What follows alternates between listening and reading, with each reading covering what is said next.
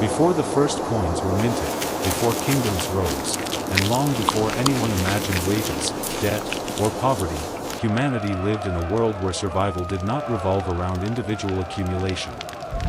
Instead, life depended on shared effort, shared danger, and shared reward. To understand how prehistoric life resembled a form of universal basic income, we must step back into a time when the idea of a mine had not yet solidified, and the idea of ours shaped every decision.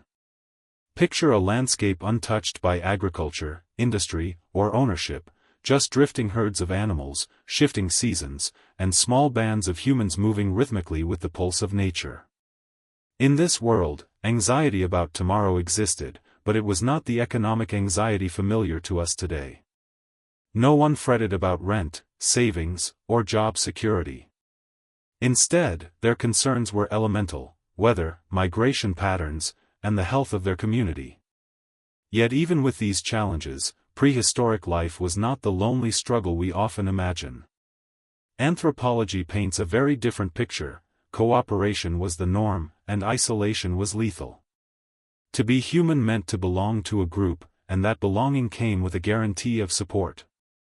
Food, tools, shelter, knowledge, and protection flowed through the group like blood through a living organism. Imagine a cold dawn during the Paleolithic era. A small band of humans wakes beneath rock overhangs, their fire reduced to glowing embers. They stretch, whisper, laugh softly, and prepare for the day. None of them fears whether they will earn breakfast. None worries about whether they will be allowed to eat, or whether their contribution yesterday was enough to secure today's security. Their value is not measured through productivity metrics. It is inherent, simply because they exist and belong. In this sense, they experience a basic form of economic security that most modern humans never feel. Survival does not rely on competition but on connection.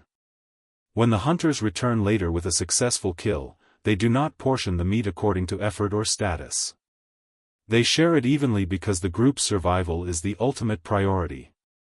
Tomorrow, the luck of the hunt may shift. Another day, someone injured may fall behind. Another day, a skilled tracker may be the one who saves the group.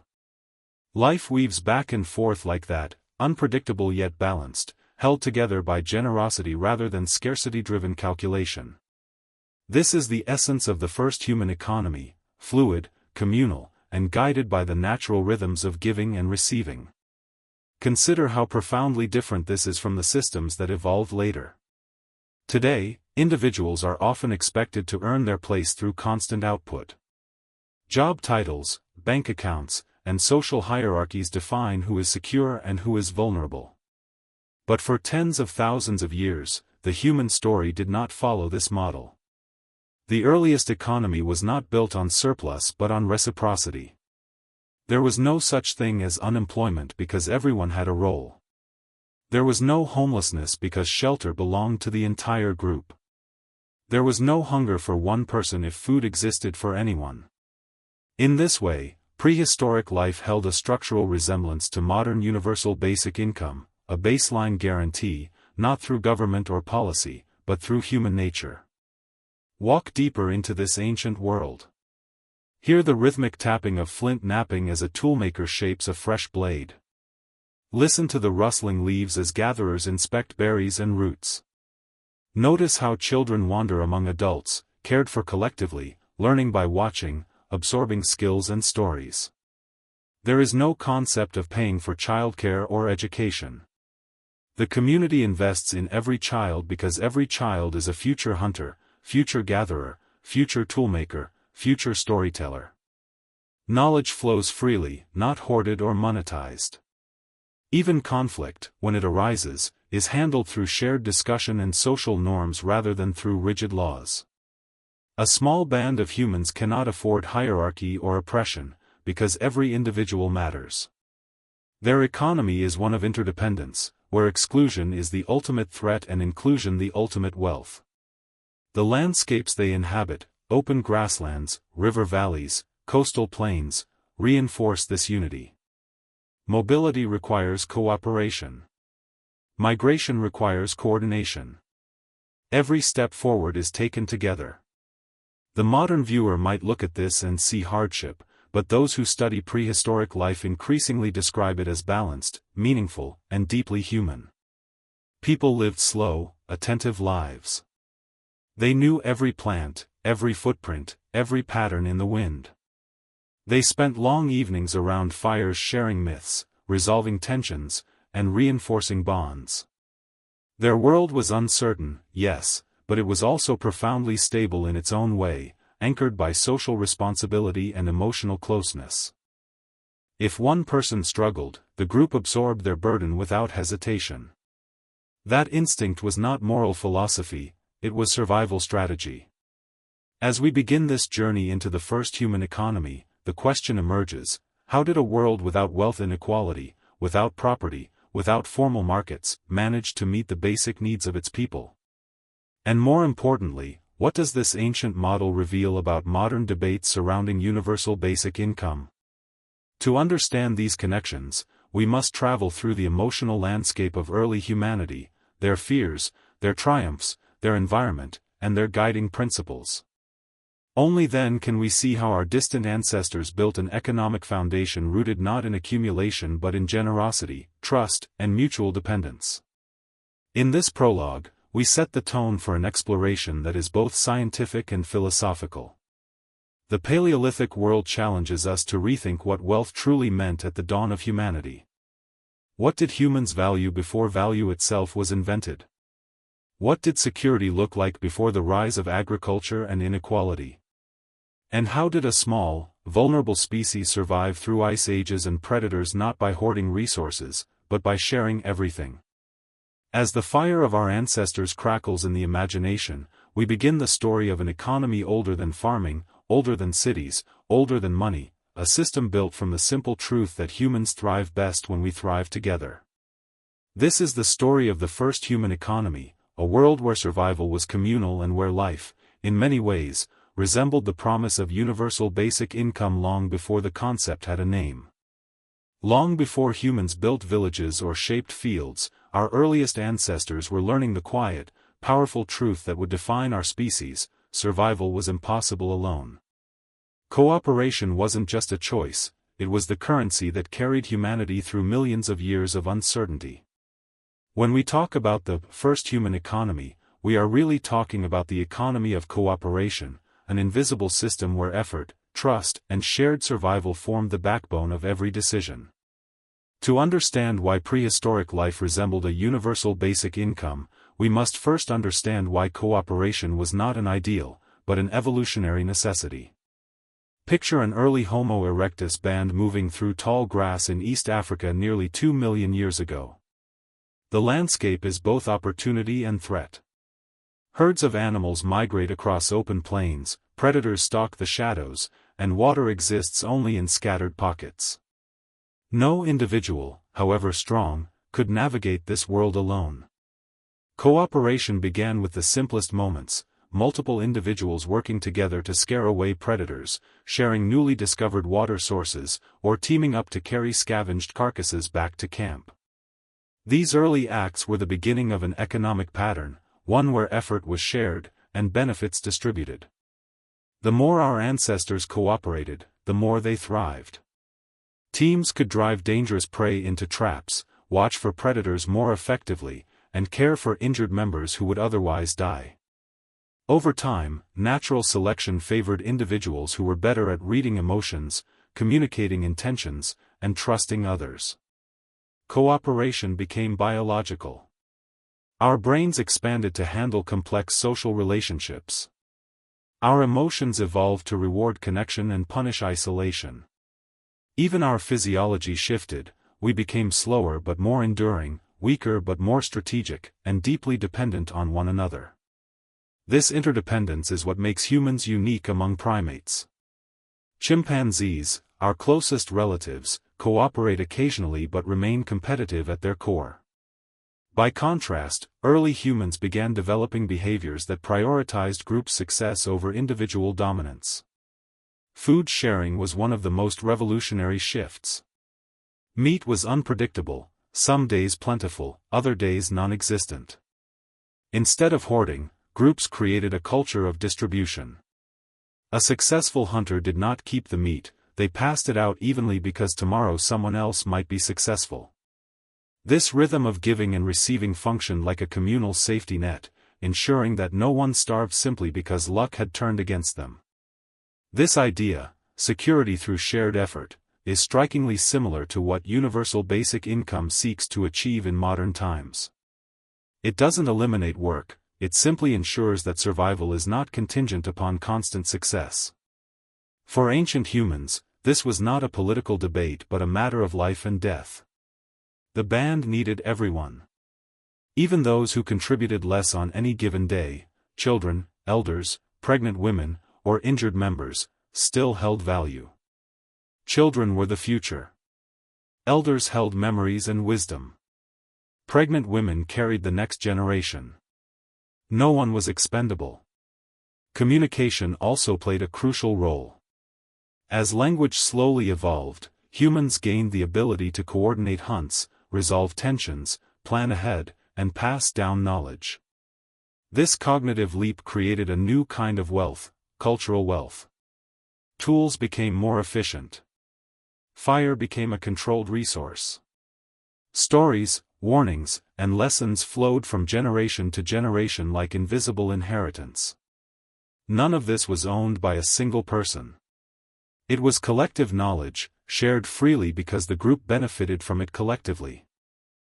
With this shared culture came shared identity. Being part of a band meant being part of something greater than yourself.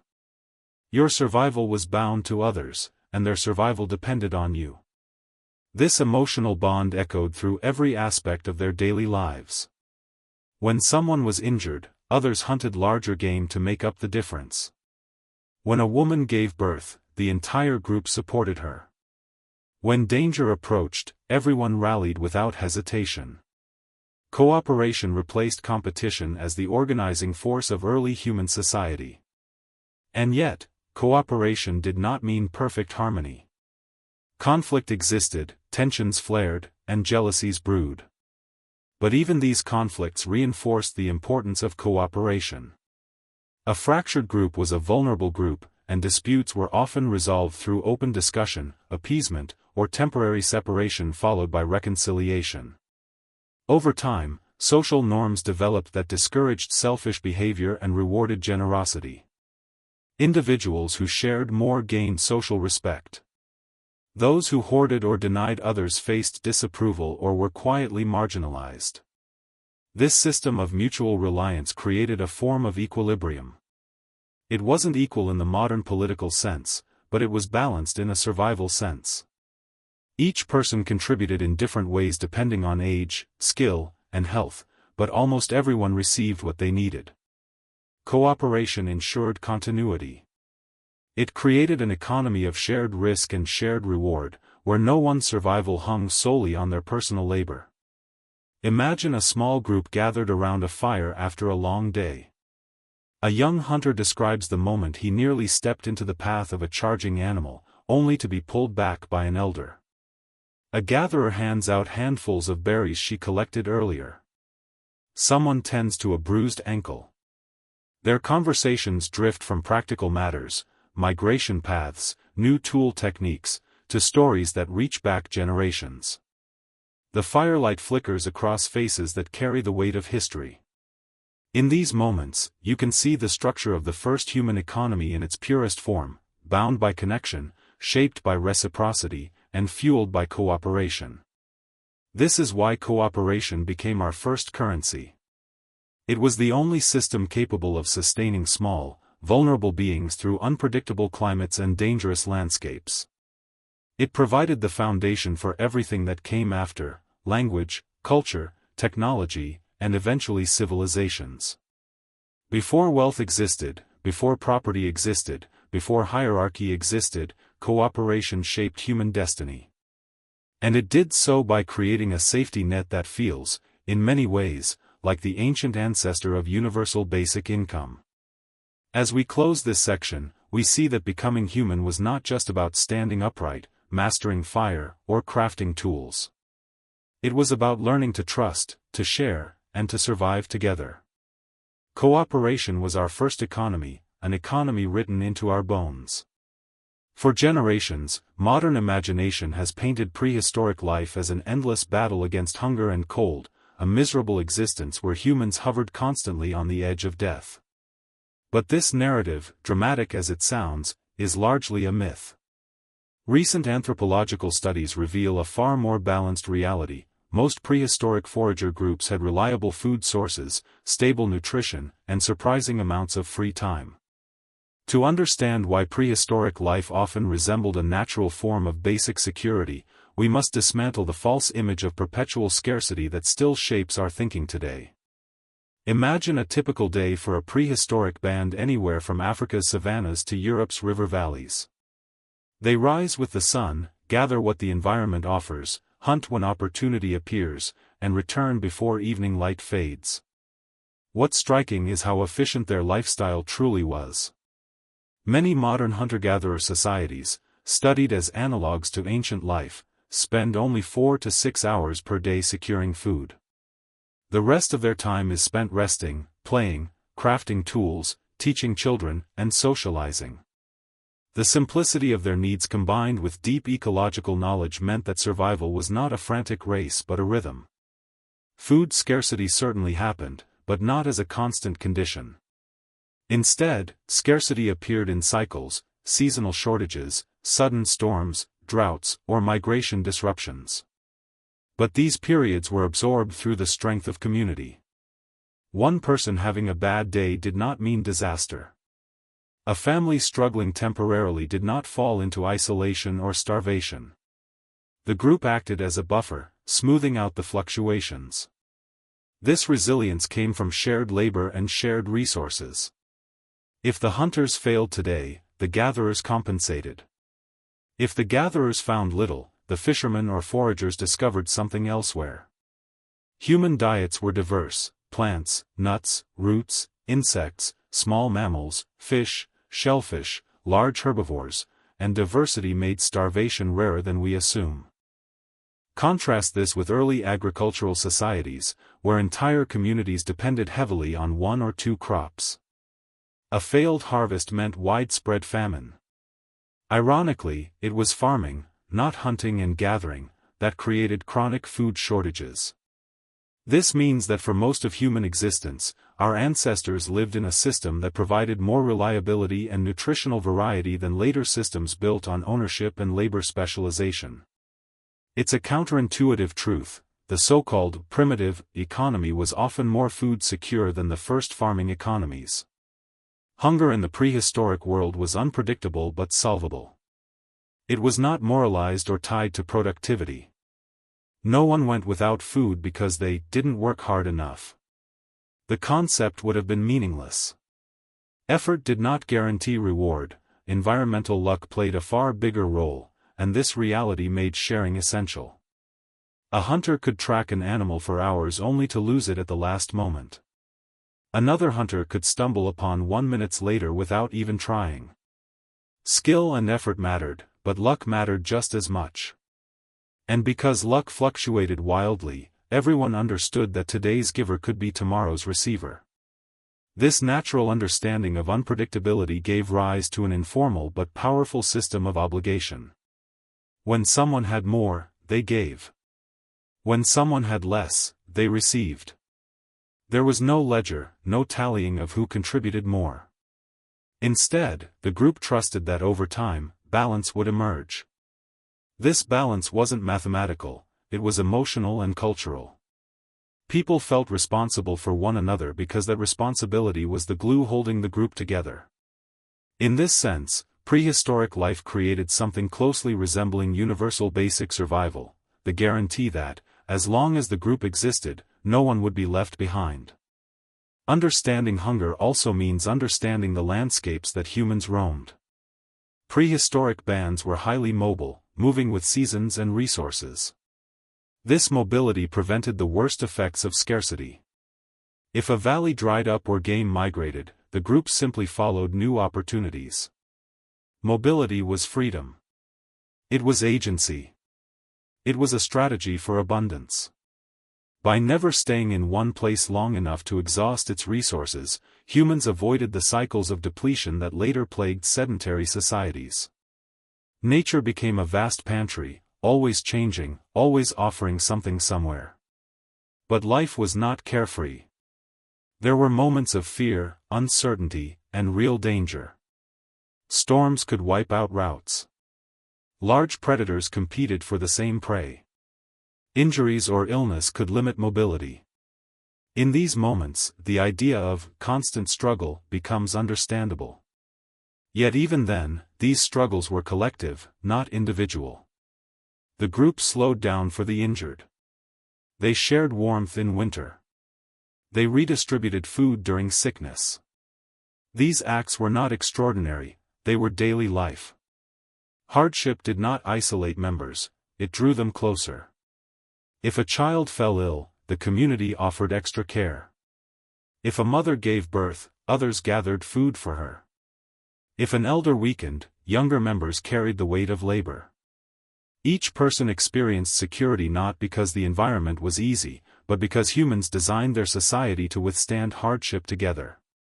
This resilience is what allowed small groups of Homo sapiens to migrate across deserts, mountains, and ice fields into every corner of the world. We survived not because life was easy, but because we made life easier for each other. This perspective shifts the emotional tone of prehistory. Instead of seeing ancient humans as desperate strugglers, we begin to see them as adaptable, connected, and deeply knowledgeable beings who cultivated a sustainable balance with nature. They understood their world far better than we understand our own. They recognized patterns in seasons, behavior in animals, growth cycles in plants, and signs in the landscape that we would miss entirely. Their success was not luck, it was mastery. And so the myth of constant struggle crumbles. Prehistoric life was not utopia, but it also was not the grim nightmare often portrayed in popular culture. It was a life of challenges, yes, but challenges softened by cooperation, mobility, and deep ecological wisdom. Hunger was a possibility, but starvation was rare. Scarcity occurred, but it was shared collectively. And through this sharing, humans built a system where everyone had access to the essentials of survival, a silent, unwritten, natural form of basic economic security. By revisiting this reality, we begin to understand how the earliest human economy worked, not through accumulation, but through reciprocity, not through competition, but through connection. The myth of struggle fades, and in its place emerges a more nuanced, hopeful truth about who we were and who we are capable of becoming. In the vast, cold expanses of Ice Age Earth, survival hinged not just on strength or intelligence but on a subtle, powerful social force, the gift. Long before markets, money, or formal trade networks, early humans developed a system where giving, often without expectation of return, became the foundation of their economy. This gift economy was not a romantic ideal, it was a practical structure for survival. In an unpredictable world of shifting herds and harsh winters, generosity became a strategy as essential as hunting or gathering. Picture a band of humans living near the edge of a glacial valley. The air is sharp, the wind relentless, and resources fluctuate with the movement of animals across frozen landscapes. When a hunter brings down a reindeer or mammoth calf, the meat is not stored privately or divided based on effort. Instead, within minutes, the entire group begins to gather. Knives cut through hide, hands work together, and soon the kill is distributed to every family, every elder, every child. No questions asked. No bargaining. No weighing of who deserves what.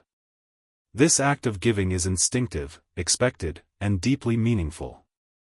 The hunter's success becomes everyone's success. Such gifting was not merely generosity, it was a binding force.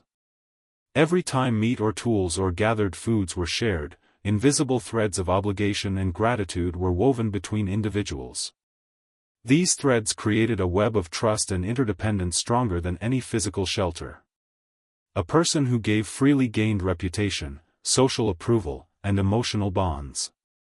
These rewards mattered as much as the food itself. Anthropologists have found that in gift economies, refusing to share wasn't just frowned upon, it was socially dangerous. A person known for hoarding risked isolation, and isolation was a death sentence in Ice Age environments. The logic behind gifting was simple: uncertainty. A kill might happen today, but tomorrow the hunt could fail. A gatherer might return with a bounty of berries one week and none the next. Anyone could fall ill, be injured, or become temporarily unable to contribute. The ebb and flow of fortune meant that each person would eventually depend on others. By giving without immediate expectation, people built a system of long-term reciprocity. You give today because someone else will give tomorrow. It was a slow, natural balancing act spread over years, even decades. This system also extended to tools and materials. A skilled toolmaker might create more blades or spear points than he personally needed. Instead of keeping them, he would distribute them among group members or even neighboring bands. This wasn't charity, it was an investment in relationships. If he later needed help during a migration or fell sick during winter, those connections ensured his survival. Tools moved across landscapes in surprisingly vast networks, carried not through trade deals but through chains of gifting. A flint blade crafted in one region might be found hundreds of miles away, passed along through friendly exchanges, ritual offerings, or cooperative gatherings. Gift economies also played a crucial role during intergroup interactions. When two bands met, the first exchange was often not words but offerings: food, ornaments, pigments, shells, or tools. These gifts created an atmosphere of peace and respect, preventing conflict and establishing alliances. The Ice Age was full of unpredictable dangers, and peaceful relationships between groups created a larger safety net beyond one's immediate band. Sometimes these exchanges developed into regular meetups, where different groups shared knowledge, stories, mates, and innovations. Over time, these connections formed intricate social networks stretching across entire regions. What makes this system so remarkable is how its emotional and social incentives replaced economic pressure. In modern economies, people often give only after calculating the cost. In Ice Age societies, giving was tied to identity and belonging. A generous person was admired and trusted. A selfish person risked losing status or being excluded from opportunities.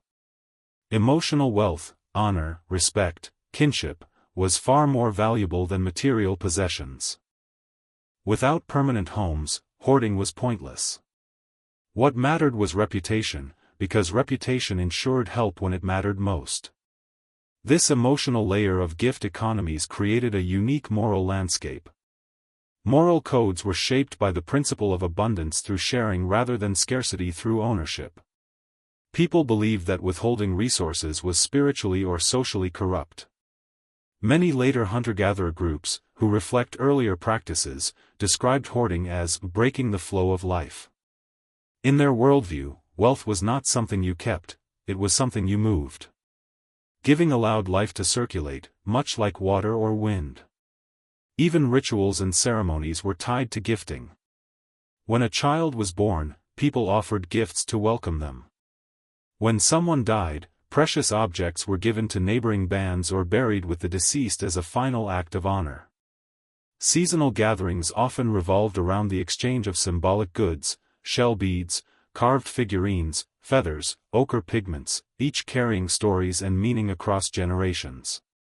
These objects were often worn not as displays of wealth but as reminders of relationships forged through generosity. The gift economy also shaped conflict resolution. If tensions arose, gifting could restore harmony. Offering food or tools to someone you wronged, whether intentionally or accidentally, was a way to repair the social fabric. Apologies alone were not enough, actions mattered. A shared meal had the power to dissolve anger, re-establish trust, and remind people of their mutual dependence in the unforgiving world around them. It is important to understand how radical this system was compared to later forms of economy. In agricultural societies, wealth became measurable and hoardable. Land could be owned. Surplus could be stored. Trade became transactional. But in the Paleolithic world, wealth had no fixed form. It existed only when it was shared. The economy did not revolve around accumulation, it revolved around generosity. What mattered most was not what you had but what you gave.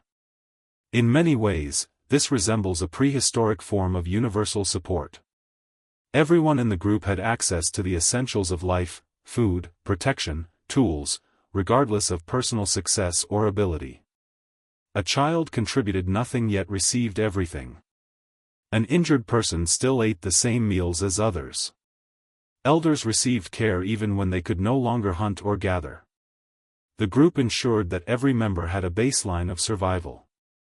This wasn't charity, it was the natural outcome of a system built on gifting. As we explore the Ice Age gift economy, we begin to understand that wealth at humanity's roots was never about possession. It was about connection, reputation, and reciprocity. Giving created bonds, and bonds created security. The system functioned like a societal heartbeat, each gift a pulse keeping the group alive, connected, and resilient. In this world of frozen winds and moving herds, generosity wasn't optional, it was the core structure that allowed humans to endure. And so, the Ice Age gift economy stands as one of the earliest examples of an economic system where survival was guaranteed not by accumulation but by participation in a web of shared giving. Through gifts, humans created trust, identity, and continuity, an ancient echo of the idea that the resources of survival should flow to everyone, simply because they are part of the human story. The landscapes our prehistoric ancestors inhabited shaped not only their daily routines but their entire economic philosophy. In a world without farms, fences, or fixed property, nature itself acted as the organizer of human life.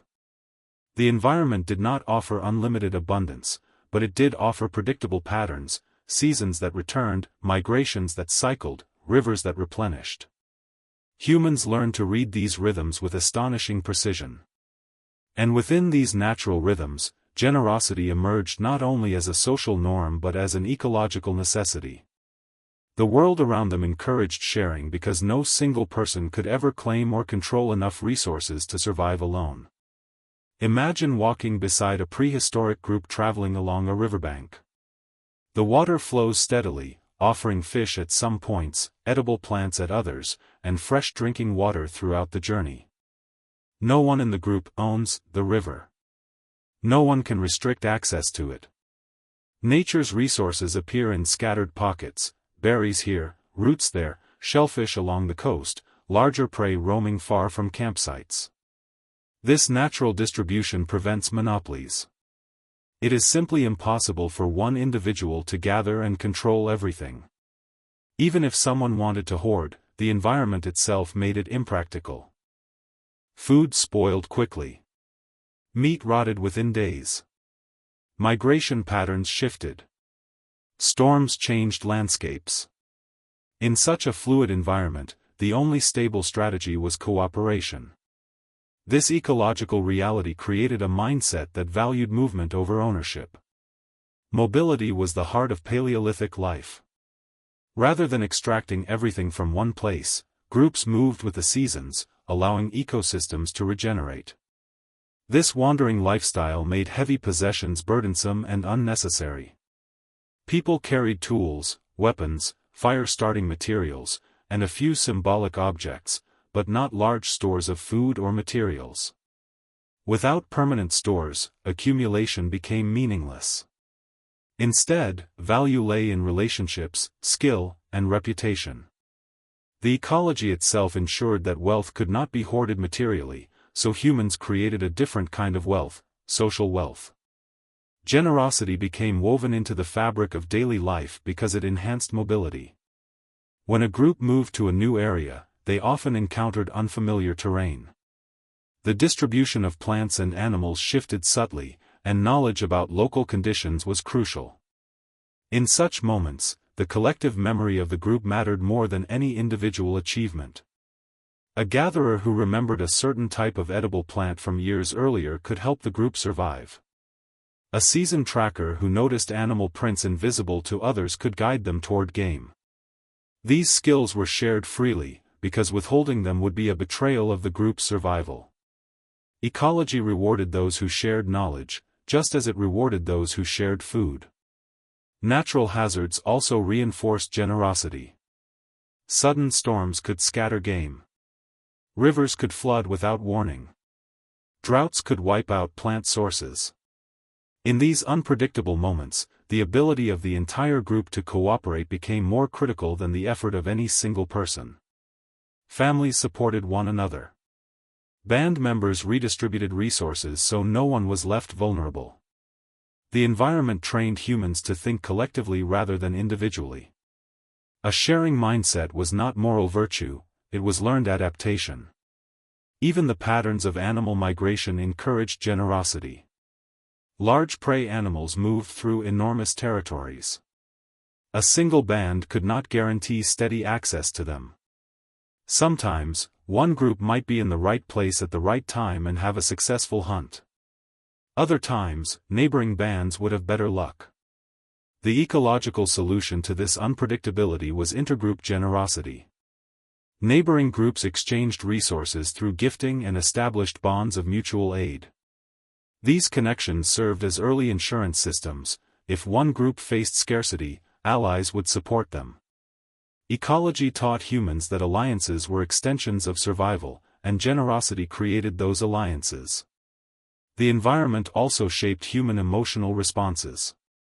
Living closely with nature meant constantly confronting forces beyond one's control. Rainfall, cold winds, animal movements, these were not things humans could negotiate with.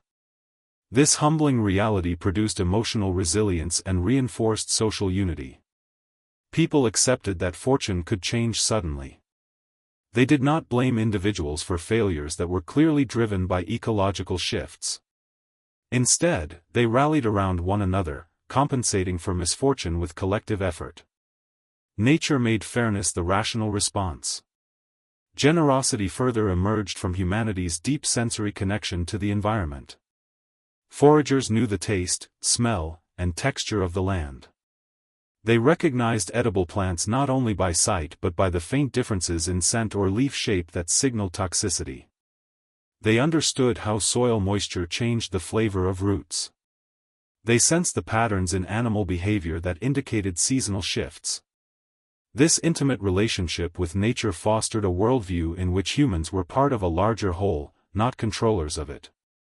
Sharing resources felt as natural as breathing, because people saw themselves as participants in a wider ecological exchange. Even spiritual beliefs grew from ecological realities. Many Paleolithic groups viewed animals and natural features as beings with agency, deserving of respect.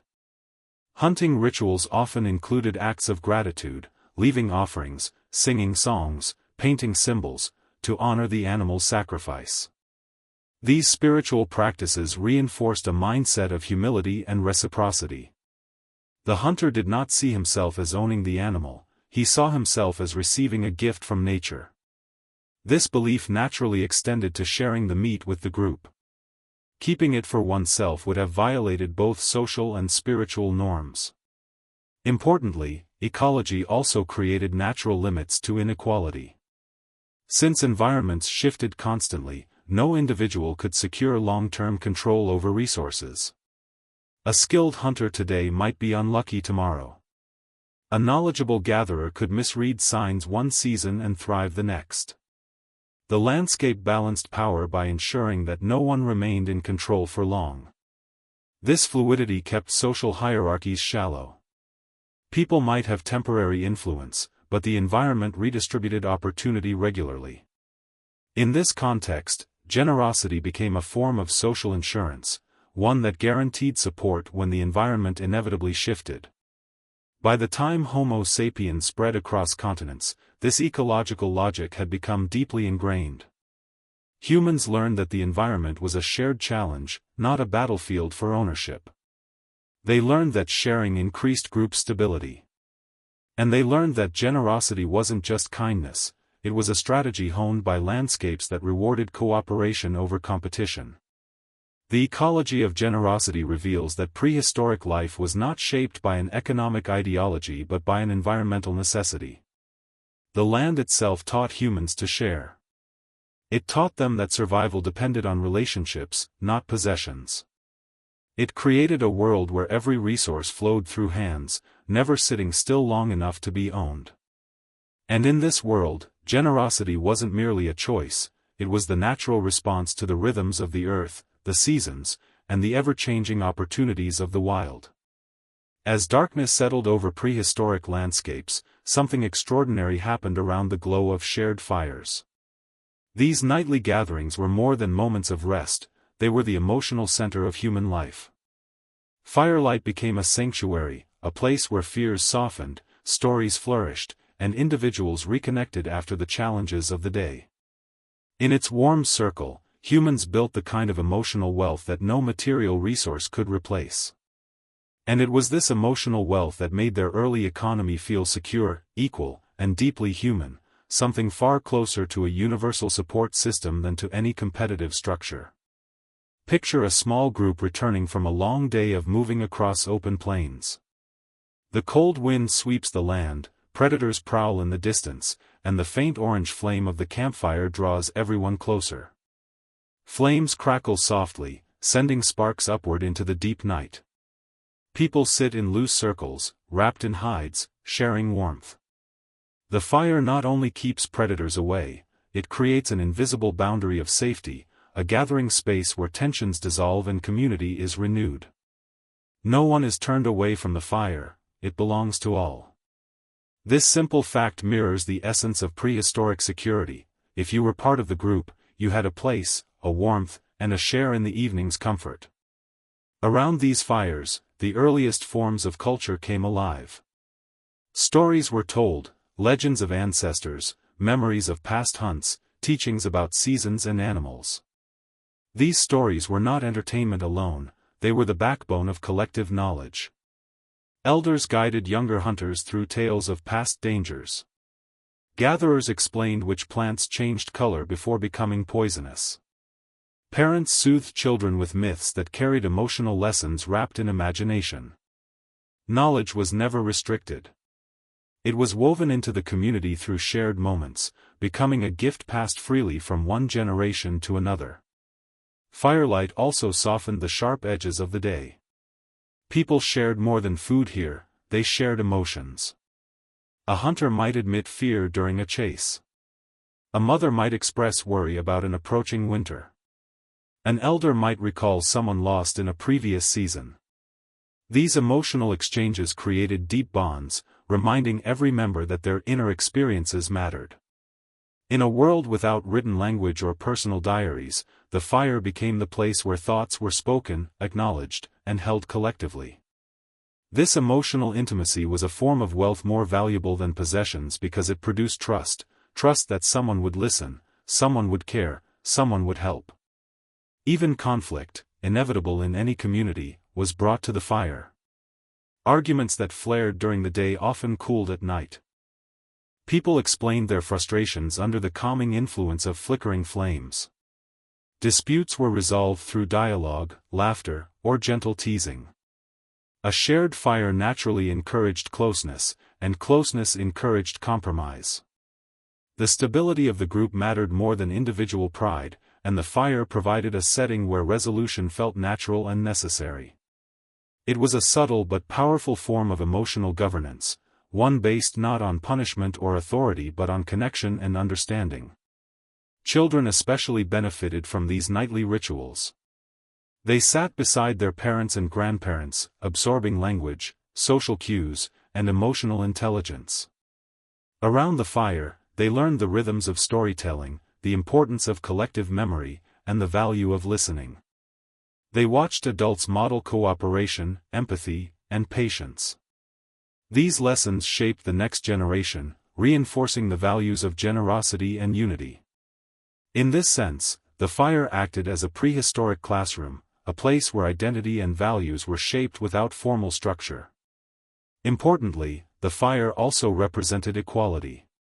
In the harsh daylight, individuals performed different roles: hunting, gathering, toolmaking, scouting. Each role carried its own risks and demands. But when everyone sat around the fire, these differences faded. The fire illuminated all faces equally, young and old, strong and weak. No one's seat was further from the warmth based on status or skill. This nightly gathering subtly reinforced the egalitarian nature of early human groups. Everyone shared the same food, heard the same stories, and warmed their hands by the same flames. This equality around the fire mirrored the broader economic equality of prehistoric life, ensuring that emotional comfort was distributed just as evenly as material resources. The firelight also strengthened long-term bonds. Over time, individuals developed deep emotional familiarity with one another, knowing who was brave, who was gentle, who needed encouragement, who carried old grief. This emotional intimacy made cooperation more natural during the day. When people understood each other on a personal level, they were more likely to share food, help during injury, or assist in hunts. Emotional wealth translated directly into economic stability because the stronger the emotional bonds, the more reliable the support network. In this way, the nightly fire formed the hidden architecture of prehistoric survival. Fire rituals also extended beyond simple conversation. People used firelight to perform symbolic actions, painting bodies, crafting ornaments, singing rhythmic chants, or drumming on hollow logs. These rituals reinforced group identity and created shared emotional experiences that lingered long after the flames dimmed. Such practices bonded people in ways that transcended individual relationships. They created a collective spirit, a sense of we that strengthened the fabric of the group. Ritual could turn a group of individuals into a unified community. Even silence around the fire was meaningful. After long days of travel or effort, the quiet comfort of sitting together without speaking was a reminder that presence alone had value. Silence did not signal emptiness, it signaled belonging. In these silent moments, the group's emotional wealth was felt most strongly. The knowledge that everyone was safe, fed, and connected formed a deep, almost spiritual peace. This emotional foundation is what made prehistoric life resilient. Hardships, illness, failed hunts, harsh winters, did not break the group because their emotional bonds were strong. When someone struggled mentally or physically, others stepped in. They knew the person intimately, understood their strengths and weaknesses, and responded with empathy rather than judgment. Emotional wealth created a form of universal support long before political philosophies imagined something similar. If you were human and part of the group, you were cared for. As the flames eventually dimmed to glowing embers each night, the sense of safety lingered. People drifted to sleep knowing that others remained awake to stoke the fire, keep watch, and guard the camp. This simple act, taking turns through the night, symbolized the heart of prehistoric security. No one stayed safe alone. Everyone contributed. Everyone benefited. Firelight, in this way, was more than physical warmth, it was the heartbeat of the first human economy. The emotional wealth created around these fires shaped the human species. It taught us that connection is strength, that trust is survival, and that emotional security is just as essential as food. In these nightly gatherings, we see how prehistoric life embodied a form of universal support, where every member, regardless of age or ability, shared in the warmth and belonging that made humanity not only survive but become human in the deepest sense. The earliest humans lived in a world where every task, every role, and every skill mattered. But unlike later societies, the division of labor in prehistoric bands did not create hierarchy or inequality. Instead, it created balance. Each person contributed to the group in different ways depending on age, ability, and circumstance, and these shifting roles formed a flexible economic system where no one was locked into one identity. The first division of labor was not about efficiency or specialization, it was about survival, mutual reliance, and the understanding that everyone needed everyone.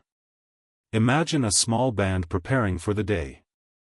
Hunters test their spears and examine tracks left in the soil. Gatherers discuss where certain berries are ripening and which roots have grown sweet after recent rains. Toolmakers sharpen blades or craft new hooks. Elders offer guidance drawn from decades of experience, reminding the younger members where herds migrated last season or where the ground becomes dangerously soft after rain.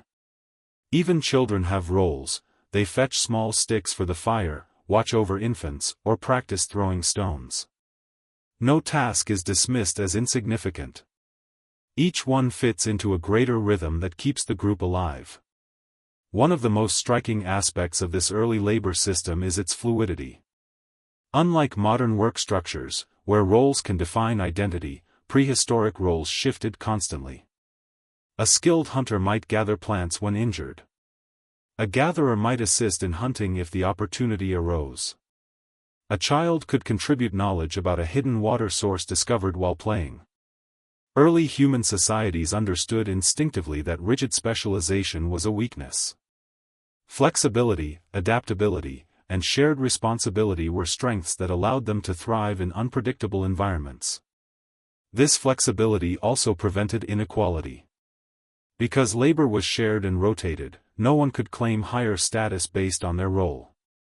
Hunters, despite their importance, did not receive extra portions of food or special privileges. Toolmakers, though highly skilled, were not elevated above gatherers. Every contribution was seen as essential. The division of labor created interdependence rather than competition. Even gendered roles, common in many groups, did not carry the value judgments we often associate with them today. Gathering, often done by women, supplied the majority of daily calories. Hunting, while dramatic, was less consistent. Both roles mattered equally. This equality was reinforced by the unpredictability of nature. A hunter's success depended on weather, animal behavior, and chance. A gatherer's success depended on seasonal cycles, plant growth, and ecological knowledge. No role guaranteed success, and no individual could rely solely on their own efforts. This created humility and encouraged collective decision-making. People valued the expertise of others because they understood that their own moments of strength were balanced by their moments of vulnerability. The first division of labor also shaped human relationships. People learned to appreciate each other's strengths and to compensate for each other's weaknesses. When someone was injured or ill, others temporarily took over their tasks without resentment. Caregiving was not a separate role, it was a shared responsibility woven into every part of life. When a new mother could not contribute to food gathering, others took her place, knowing she was performing a different kind of essential labor by nurturing the next generation. This redistribution of work acted as a natural safety net, ensuring that every person received what they needed regardless of temporary limits. Even within tasks, collaboration was normal. Hunting required coordinated movements, silent signals, and trust. Gathering often meant helping one another identify edible plants or dig for hidden roots. Toolmaking involved shared knowledge, teaching moments, and group testing of new designs. The division of labor did not separate people into isolated categories, it brought them together in cooperative interactions that strengthened social bonds. This cooperative structure also allowed for experimentation and innovation. Because people were not locked into rigid roles, they could learn from different members of the group. A young hunter might spend time with an elder gatherer to learn about edible plants. A skilled toolmaker might pick up new hunting strategies by observing others. The constant exchange of knowledge created a rich, evolving culture where new ideas spread quickly.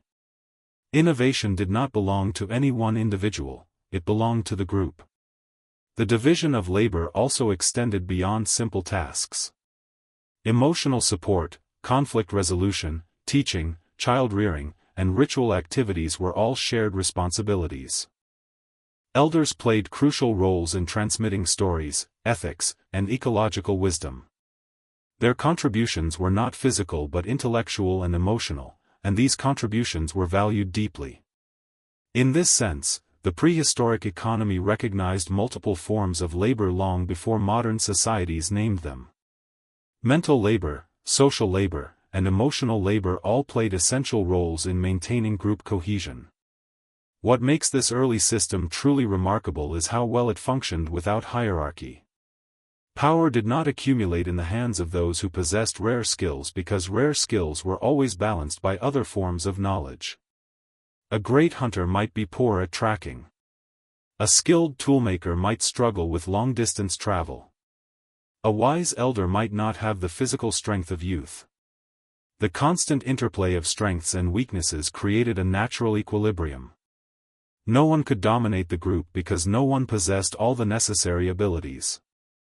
This balance ensured that no one could be discarded or undervalued. Elders who could no longer hunt still contributed wisdom. Children contributed curiosity and learning.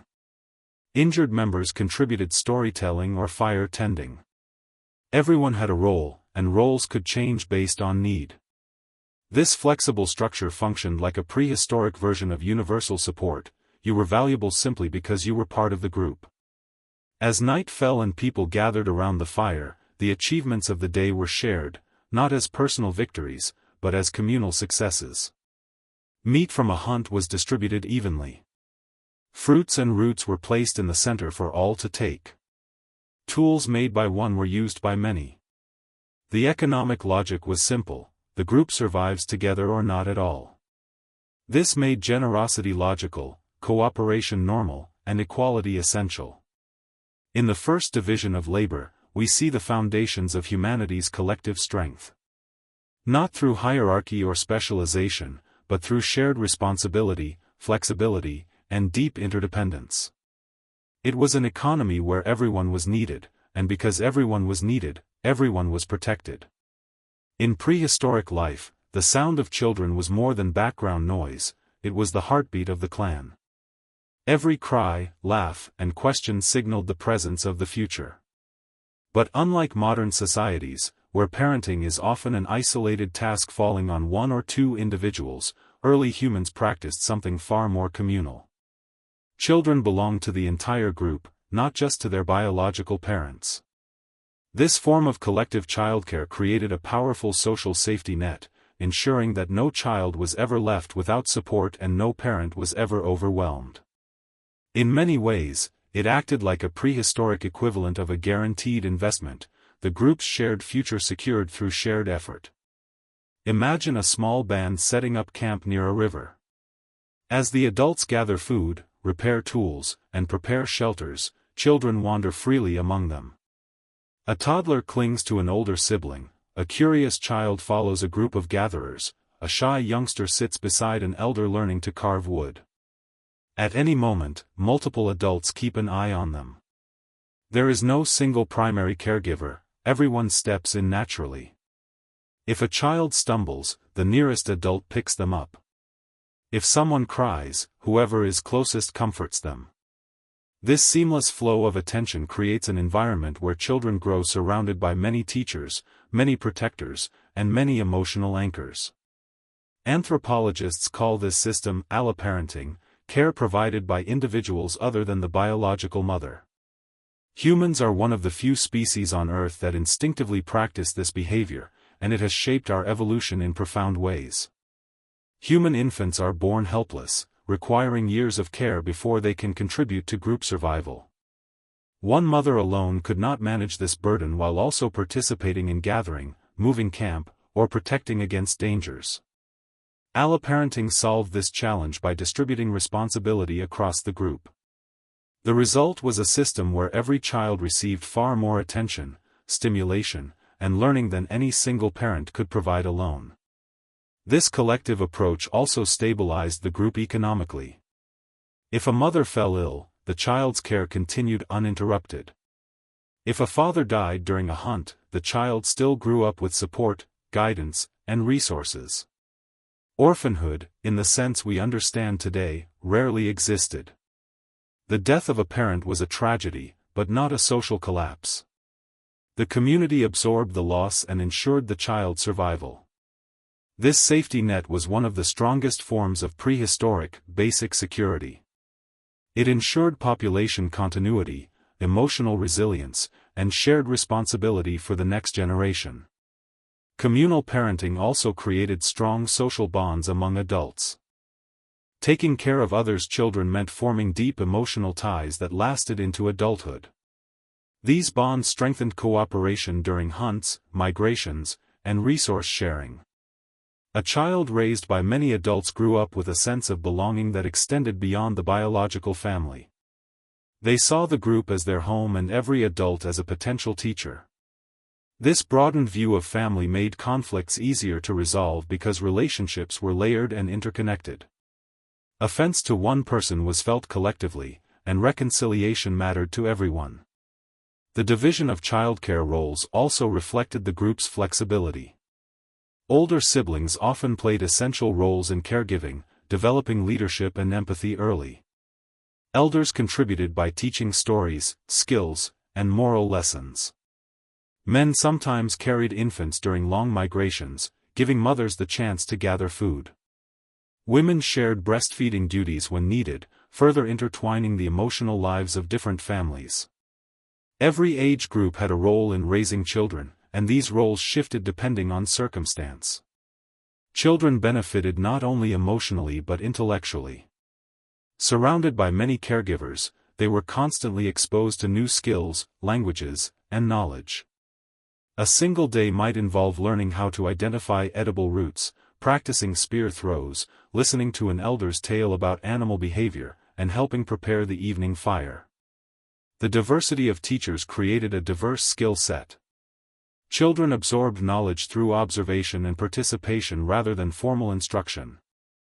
This produced generations of adaptable, resourceful individuals who could fill multiple roles in the group, a crucial advantage in unpredictable environments. Because children moved freely among adults, social hierarchies remained shallow. No child was elevated above others based on parentage. Every child had access to care, food, and knowledge. This egalitarian approach to parenting reinforced the clan's broader economic equality. Resource sharing extended automatically to children, creating a baseline guarantee that every young person would grow with the tools needed for survival. This is remarkably similar to modern ideas about universal investment in childcare and education, except prehistoric groups accomplished it naturally, without formal structures. Communal parenting also strengthened reproductive success. Mothers could have children more frequently because caregiving demands were shared. This boosted population growth and allowed human groups to recover quickly after losing members to illness, accidents, or environmental dangers. The system benefited everyone. Mothers had support, children had security, and the group had continuity. Evolutionarily, it made humans one of the most successful species on Earth. Emotionally, children raised in communal settings developed trust and social confidence. They formed multiple attachments, reducing the emotional shock of losing any single caregiver. They learned early that safety came not from one person, but from the collective. This instilled a deep sense of belonging and interdependence, traits that shaped the cooperative nature of human groups for thousands of years. In the evenings, children sat around the fire with adults, listening to stories that reinforced cultural identity. They asked questions, shared observations, and slowly absorbed the world as interpreted by their community. These moments were as important as food or shelter. They created emotional continuity between generations, transmitting wisdom and grounding children in a sense of shared purpose. Communal parenting was, in essence, a prehistoric form of social insurance. It ensured that the weakest members, infants and young children, were always protected. It guaranteed that they would grow, learn, and contribute to the group. And it ensured that no adult faced the monumental task of childcare alone. Through this shared responsibility, early humans created a stable and compassionate society where every child was valued and every adult played a role in shaping the future. In this system, we see the roots of humanity's greatest strength, the ability to care not only for our own offspring but for one another. Death was an inescapable part of prehistoric life, yet the way early humans responded to it reveals how deeply interconnected their communities were. When a member of the group died, the loss was not considered a private tragedy but a collective wound. Mourning belonged to everyone, and the responsibilities that followed, caring for the body, supporting the bereaved, redistributing roles, were shared acts that strengthened social cohesion. In this way, even death became part of the early human economy, shaping obligations, emotions, and community structure. Imagine a small group moving slowly through a forest clearing as they carry the body of a beloved elder. The air is still, heavy with the grief that everyone feels instinctively.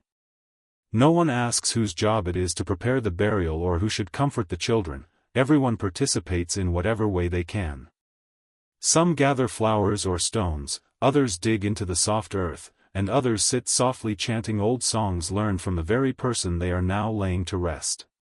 Grief is shared, but so is responsibility. This collective response reflects a profound truth: in a world where survival depended on cooperation, the loss of any one individual was felt by all.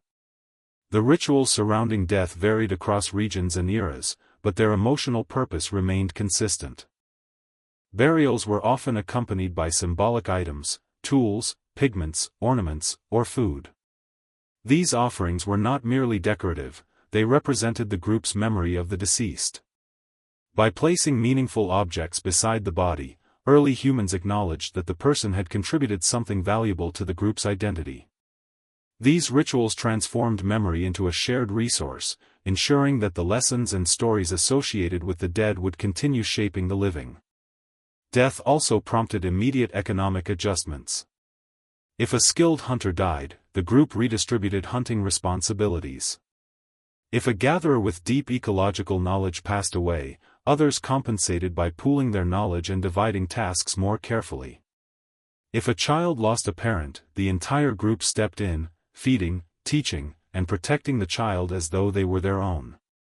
Through this adaptive behavior, early humans created a safety net so strong that the loss of a single provider did not threaten survival. This is one of the clearest examples of how prehistoric life mirrored the idea of universal baseline support. Mourning itself played an essential social role. Prehistoric people might sit for hours beside the body, telling stories of the person's life, celebrating their strengths, and acknowledging their flaws. These moments of reflection helped reinforce group identity. Every shared story strengthened the emotional threads connecting members, reminding them that their lives were woven into something larger. Memory, in this context, became a kind of communal wealth, carried not in objects but in hearts and minds. The stories passed down through these rituals often guided future behavior, teaching younger members what courage, kindness, or wisdom looked like. The presence of burial sites, some cared for across generations, shows how memory extended across time. Returning to a burial place allowed groups to reconnect with their past, grounding them emotionally in a world full of uncertainty. These sites weren't just graves, they were anchors of identity. Each return reinforced the idea that the group was more than the individuals alive at the moment. It was part of a lineage stretching back through countless stories and sacrifices. Memory became a form of continuity, giving people a sense of belonging that transcended their short lifespan. Death also brought opportunities for healing and reconciliation. In some cases, unresolved tensions or guilt surfaced during mourning. People who had argued with the deceased or felt regret used the grieving process to release emotional burdens. The group listened, comforted, and mediated, allowing the living to rebuild trust. This emotional repair was essential in a society where cooperation was not optional. Mourning acted as a social reset, preventing individual conflicts from lingering and weakening the group's unity. Children learned powerful lessons from witnessing death rituals. They saw adults openly express sadness, comfort one another, and speak respectfully of the dead. These experiences taught them empathy and emotional resilience, skills essential for life in a cooperative society. Instead of shielding children from loss, prehistoric groups included them, helping them understand the cycles of life and the responsibilities that followed. Through exposure to death, children grew emotionally stronger and more connected to the group's values. Even the practical aspects of death reflected the group's egalitarian structure. Graves often show similar treatment regardless of age or status. Infants, elders, and adults alike were given meaningful burials. This suggests a worldview where every life mattered and every death warranted collective care. The respect shown to all members, living or dead, reinforced the notion that survival was a shared endeavor and that each person's existence contributed to the group's identity. In a deeper sense, mourning also served as a reminder of vulnerability. Seeing death up close reminded people of their need for one another. This awareness strengthened cooperation. If someone fell ill or showed signs of aging, others stepped in more quickly, understanding how fragile life could be. These acts of support were not obligations in the formal sense but natural responses shaped by centuries of shared hardship and emotional interdependence. Death, then, was not merely an endpoint, it was a moment of reaffirmation. Through mourning, early humans repledged themselves to one another. Through shared grief, they rebuilt the emotional fabric that held their society together. Through burial rituals, they stitched memory into the landscape, grounding themselves in a sense of continuity. Through caring for the bereaved, they reinforced the idea that no one was ever truly alone. In this section of prehistoric life, we see a profound truth: the economics of survival included the economics of memory. Remembrance created identity. Grief strengthened unity. And through these processes, the group ensured that life, even in the face of death, remained supported, meaningful, and collectively sustained. Before the first bead was traded, before the first grain was stored, and long before anyone imagined coins or ledgers, early humans relied on a different kind of currency: trust. It was invisible, weightless, and impossible to hoard, yet it shaped the entire structure of prehistoric economic life. Trust determined who ate first in times of scarcity, who received help during injury, who led migrations, and who could be relied upon in moments of danger. It was the original wealth humans exchanged, the foundation that made cooperation possible, and the backbone of the earliest human economy. Imagine a hunting party returning to camp as dusk settles. They have managed to bring down a large animal, enough to feed the group for days. As they approach the fire, there is no expectation of negotiation or bargaining. The group waits, confident that the meat will be shared. The hunters do not need to prove their generosity, and the group does not need to question their intentions. This moment, simple on the surface, represents the culmination of countless interactions built on mutual trust. Without trust, the entire system collapses. Trust in prehistoric society was not blind optimism, it was earned through repeated actions. People watched how others behaved during hunts, during foraging trips, during conflicts, and during hardships. A person known for sharing, helping, and cooperating became someone others relied upon. A person known for hoarding or acting selfishly quickly gained a reputation that followed them for months or years. Reputation acted like a social bank account: good actions deposited trust, bad actions withdrew it. This invisible balance shaped how people were treated, supported, and included in future tasks. What makes this economic system remarkable is its fluidity. Trust flowed constantly, changing based on behavior and circumstance. But unlike modern economic wealth, trust could not be stockpiled or inherited. Every day offered new opportunities to strengthen or weaken one's place in the group. A person who saved another during a dangerous hunt might gain influence for weeks.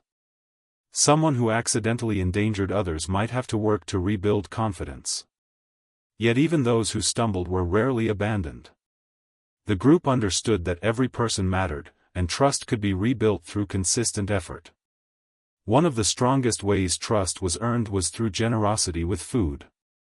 Sharing meat, roots, berries, and gathered materials was not only expected, it was a statement of reliability. When someone consistently shared, others remembered.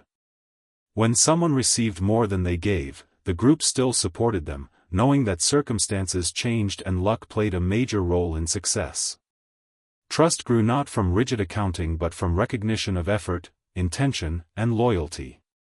Trust also influenced who taught the next generation.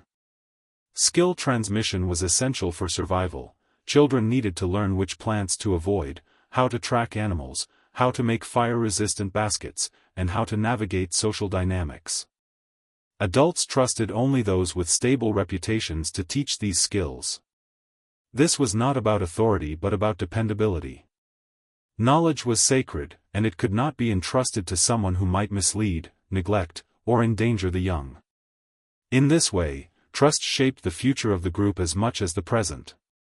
In moments of danger, trust became a literal lifeline. When facing predators or crossing treacherous landscapes, people relied on one another's judgment and bravery.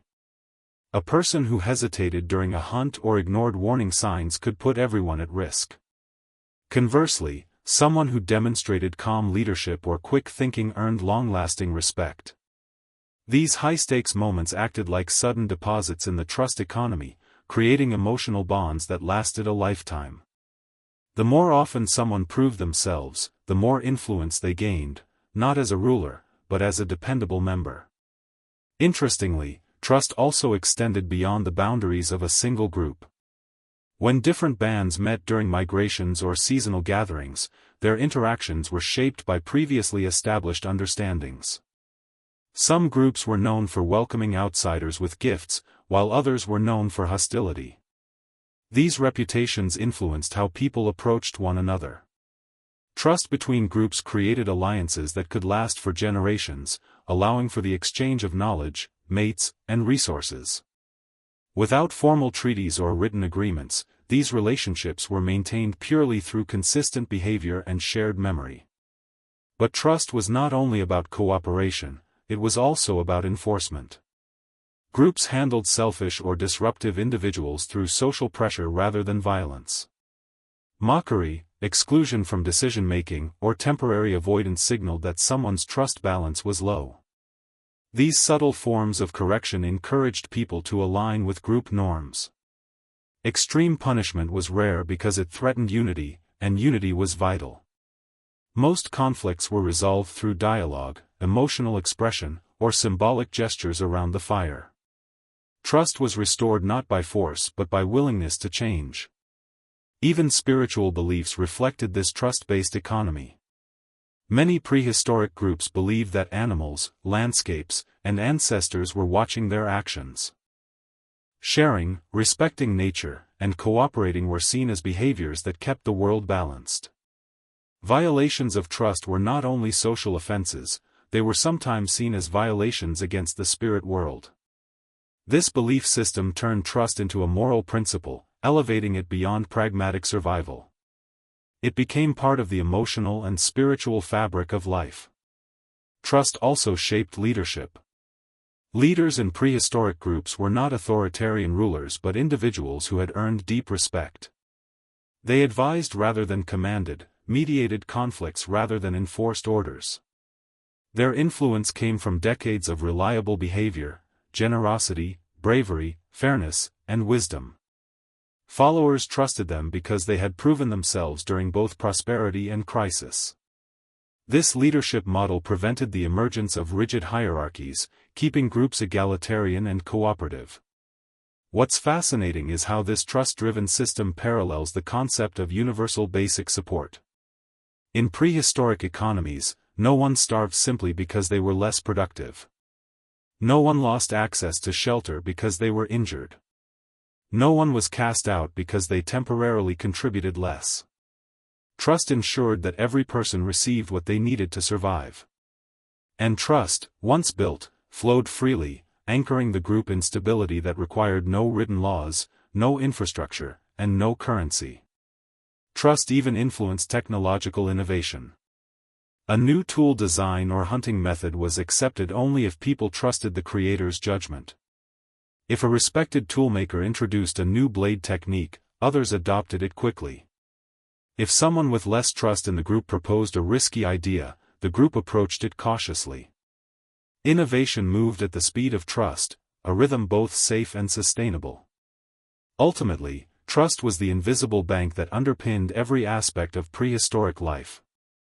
It dictated how resources were shared, how labor was divided, how children were raised, and how communities navigated uncertain environments. It was the original currency, one that required no storage, no counting, no enforcement, and no physical form. It simply lived within relationships.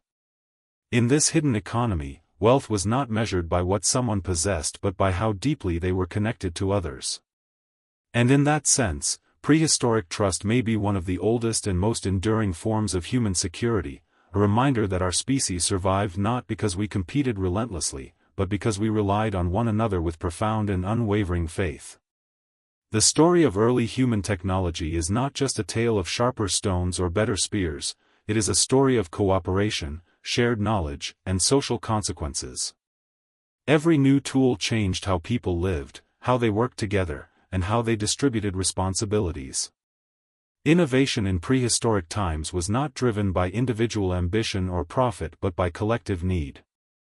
And yet, even the simplest improvements carried hidden social costs that shaped the rhythm of early human life.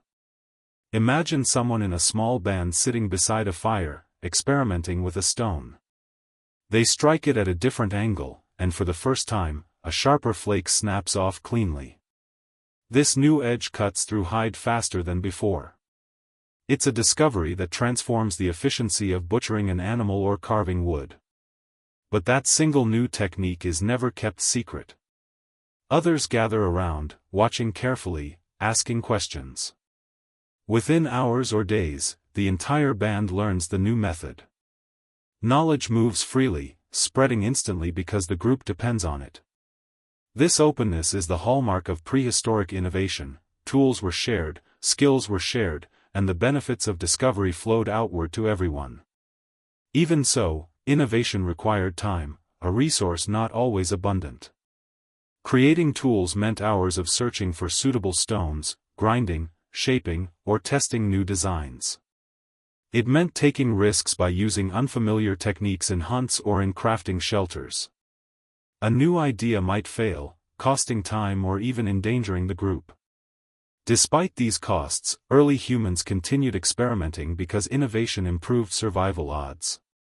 Still, the willingness to innovate was supported by the group's safety net. A person who spent hours making tools instead of hunting would still eat that night. Their contribution was recognized as essential, even if it didn't produce immediate results. As tools improved, the roles within a band subtly shifted. Skilled toolmakers began to emerge, not as elites, but as specialists whose experience made them valuable teachers. Yet these specialists did not monopolize knowledge. Their skills belonged to the group. Children learned from them. Adults sought their guidance. Their value came from their generosity, not from possession of rare objects. The toolmaker's reputation depended on their willingness to teach others, not on keeping secrets. In this way, innovation reinforced the cooperative nature of early society. New tools also transformed relationships with the environment. Sharper blades meant more efficient processing of meat. Better spear tips increased hunting success. Fire-hardened wooden tools made digging easier. These improvements reduced the physical strain on individuals and expanded the range of environments groups could survive in. With improved tools, humans could hunt larger animals, climb inaccessible terrain, or prepare hides for colder climates. The world opened up in new ways, but each expansion required more cooperation. Hunting a larger animal, for example, demanded coordinated strategies and shared risk. Tools changed possibilities, but they also deepened interdependence. However, innovation also introduced imbalances and new challenges. More effective weapons made competition between groups riskier. A band with superior spears could defend territory more easily or hunt more efficiently, potentially leading to conflict over resources. In some regions, this raised tension between groups, forcing them to negotiate peace through alliances, rituals, or trading relationships. Tools that made life easier could also make life more dangerous if misused or if wielded irresponsibly. The social fabric had to adjust constantly to ensure innovation didn't destabilize the group. Within the group itself, new tools sometimes shifted expectations. A person who excelled at making specialized tools might be sought after for their expertise. This attention increased their influence, but not in a hierarchical way. Influence was based on trust and respect, not authority. If someone used their skill to dominate or manipulate others, they risked losing that respect. The social safeguards of prehistoric life ensured that no innovation allowed one person to rise above the group in a lasting, unequal way. Power remained distributed because survival required consent and cooperation. Innovation also had emotional and cultural impacts. Tools became symbols, objects that represented skill, collaboration, and identity. A beautifully crafted blade or intricately carved object was not merely functional, it carried meaning. Some tools were buried with the dead, offered in rituals, or passed to the next generation as markers of memory. These objects linked individuals across time, connecting people to ancestors and future descendants. In this sense, technology also became part of the emotional economy, reinforcing shared identity and collective memory. A hidden cost of innovation was dependency. As tools grew more sophisticated, people relied on them more heavily. Losing a particular tool or the knowledge to create it could weaken the group. This made teaching essential. Every new discovery required immediate integration into the group's cultural memory. If someone died before passing on their knowledge, the loss could be profound. This created pressure to maintain open communication and cross-generational learning. Innovation was only as strong as the group's commitment to sharing it. The rhythm of innovation also shaped mobility. Better tools allowed humans to migrate into colder regions, across deserts, and eventually across continents. Each migration required not only technological readiness but social unity. People needed to trust one another to survive new landscapes, unpredictable weather, and unfamiliar dangers. Innovation made these journeys possible, but trust made them manageable. Ultimately, the costs of innovation were always balanced by its benefits because the group determined how technology was used. No one hoarded tools or knowledge. No one controlled access. Innovation belonged to everyone. This communal approach prevented inequality and ensured that each discovery strengthened the entire band's chances of survival. In the prehistoric economy, tools and technology were not commodities, they were expressions of unity. They reflected the group's creativity, resilience, and adaptability. They empowered individuals, but they also required cooperation. And every new invention carried the same message: humanity thrived not because of individual genius but because of collective ingenuity. The costs of innovation, time, risk, dependency, and shifting roles, were real. But they never overshadowed the fundamental truth that technology was only meaningful when shared. In this way, prehistoric invention became another form of universal support, ensuring that every person, regardless of role or age, benefited from the creativity of the group. In prehistoric societies, survival depended not only on practical cooperation but also on shared meaning. Humans were not content to simply gather food, hunt animals, and move with the seasons, they sought to understand their place in the world. This desire for meaning shaped rituals, symbols, and spiritual beliefs that intertwined with economic behaviors. Rituals weren't just ceremonies, they were systems that reinforced fairness, generosity, and unity. Symbolism wasn't decorative, it was a language that helped maintain social balance. Through these shared practices, early humans created a sacred logic of distribution, one that guided how resources flowed through the group. Imagine a group preparing for a seasonal ritual at a cave. They bring baskets of berries, stones painted with ochre, carved wooden figures, and pieces of meat from a recent hunt. These offerings are not sacrifices in the modern sense, they represent gratitude, connection, and continuity. Everyone contributes something, no matter how small. The ritual becomes a communal expression of abundance and acknowledgement that the group survives through shared effort. It also affirms an ethical principle: the earth gives, the group gives back, and through giving, life stays balanced. Rituals served as reminders of shared responsibility. In a world where unpredictability was constant, ceremony offered emotional stability. People gathered to acknowledge milestones, births, successful hunts, seasonal changes, deaths, and new alliances. During these gatherings, resources were often redistributed. If one family had more meat or hides, they offered them openly. If another had gathered more berries or crafted more tools, they shared those. Rituals offered a structured moment for generosity, reinforcing the idea that wealth flowed from the group, not the individual. Symbolic objects played an important role in this sacred distribution. Items like beads, shells, carved figurines, or painted stones often represented relationships, alliances, or shared memories. Some objects were passed from person to person, carrying with them a history of kindness, cooperation, or mentorship. Owning such a symbolic item was never about possession, it was about carrying responsibility. These objects reminded the holder that they were part of something larger, connected to both past and future generations.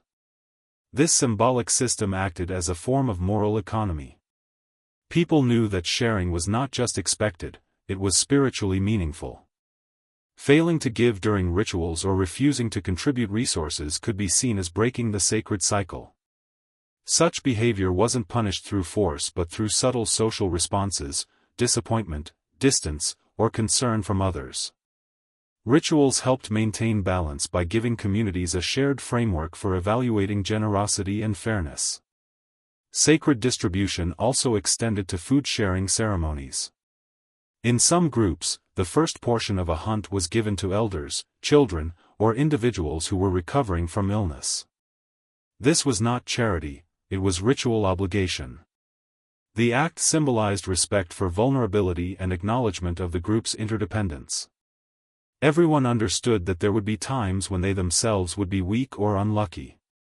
The ceremony ensured that the group protected its most fragile members, keeping the social structure stable and compassionate. Even hunting itself had ritual elements. Before a hunt, individuals might paint their bodies with symbolic markings, sing rhythmic chants, or perform gestures meant to honor the animals they sought. These practices reinforced humility and gratitude, reminding hunters that they did not take life lightly. After a successful hunt, rituals of thanks were performed. The meat was divided in ways that signified respect, not only for the hunters but for the animal whose life had sustained the group. By framing distribution as sacred, people avoided greed and maintained equality. Birth rituals also shaped resource distribution. When a child was born, it wasn't the responsibility of only their parents. The entire group offered gifts, food, tools, small ornaments, or symbolic objects meant to protect the child. These offerings symbolized the collective investment in the next generation. Through these rituals, early humans reaffirmed that children belonged to the clan and would receive care regardless of circumstance. Rites of passage, marking transitions from childhood to adulthood, were social events where young individuals demonstrated skills they had learned. Their achievements were celebrated not as personal victories but as contributions to the group's strength. During these ceremonies, resources often circulated among families, reaffirming bonds between them. The symbolic sharing during these events strengthened alliances, balanced power, and built trust. Shared rituals also acted as emotional release points. In times of scarcity or hardship, communities might hold ceremonies to reaffirm unity and soothe anxieties. These rituals didn't magically solve practical problems, but they strengthened morale. People left feeling more connected, more optimistic, and more willing to support one another. Emotional solidarity directly affected survival. A group that felt united was far better equipped to handle hunger, illness, or environmental challenges. Symbolism also shaped how people viewed natural resources. Rivers, mountains, caves, and forests often carried spiritual significance. These sacred landscapes reminded humans of their dependency on nature's cycles. Treating these places with reverence encouraged sustainable behavior. People took only what they needed because their rituals taught them that overuse disrupted the spiritual balance. Sacred landscapes functioned like a moral compass, guiding economic behavior through shared belief. The idea of sacred distribution also helped prevent inequality. Ritual obligations ensured that those who had more gave more. People with abundant skills or resources were expected to be especially generous during ceremonies. This elevated their social respect but prevented them from accumulating excess material power. Ritual made generosity honorable and hoarding shameful. It kept the group egalitarian not through laws but through shared meaning. Ultimately, ritual and symbolism transformed economic behavior into moral action. Sharing became not only practical but profound. Resources moved through hands not out of calculation but out of connection. The spiritual worldview of prehistoric groups ensured that no one went without, because giving was sacred and receiving was accepted as part of the natural flow. In this system, distribution was not about value measured in objects, it was about value measured in relationships. Rituals protected the emotional core of the group, and symbols carried the memory of every shared act. Through sacred distribution, early humans created an economy that was not only functional but meaningful, an economy where every resource carried the weight of story, spirit, and shared humanity. Prehistoric human life was shaped by a delicate balance between population size, mobility, and the availability of resources.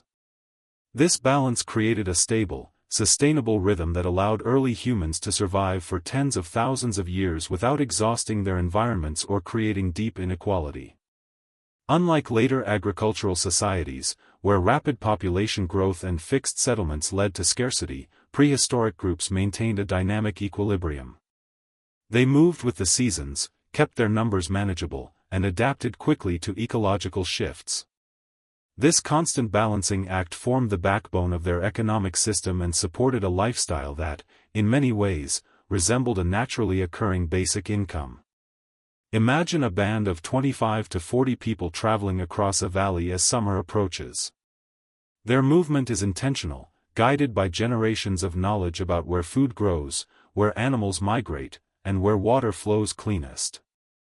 No one debates who owns the valley or who controls access to the resources ahead.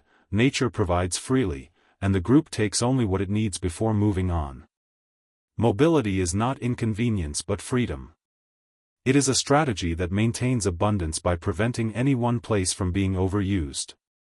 As long as the group moves in rhythm with the land, resources remain plentiful.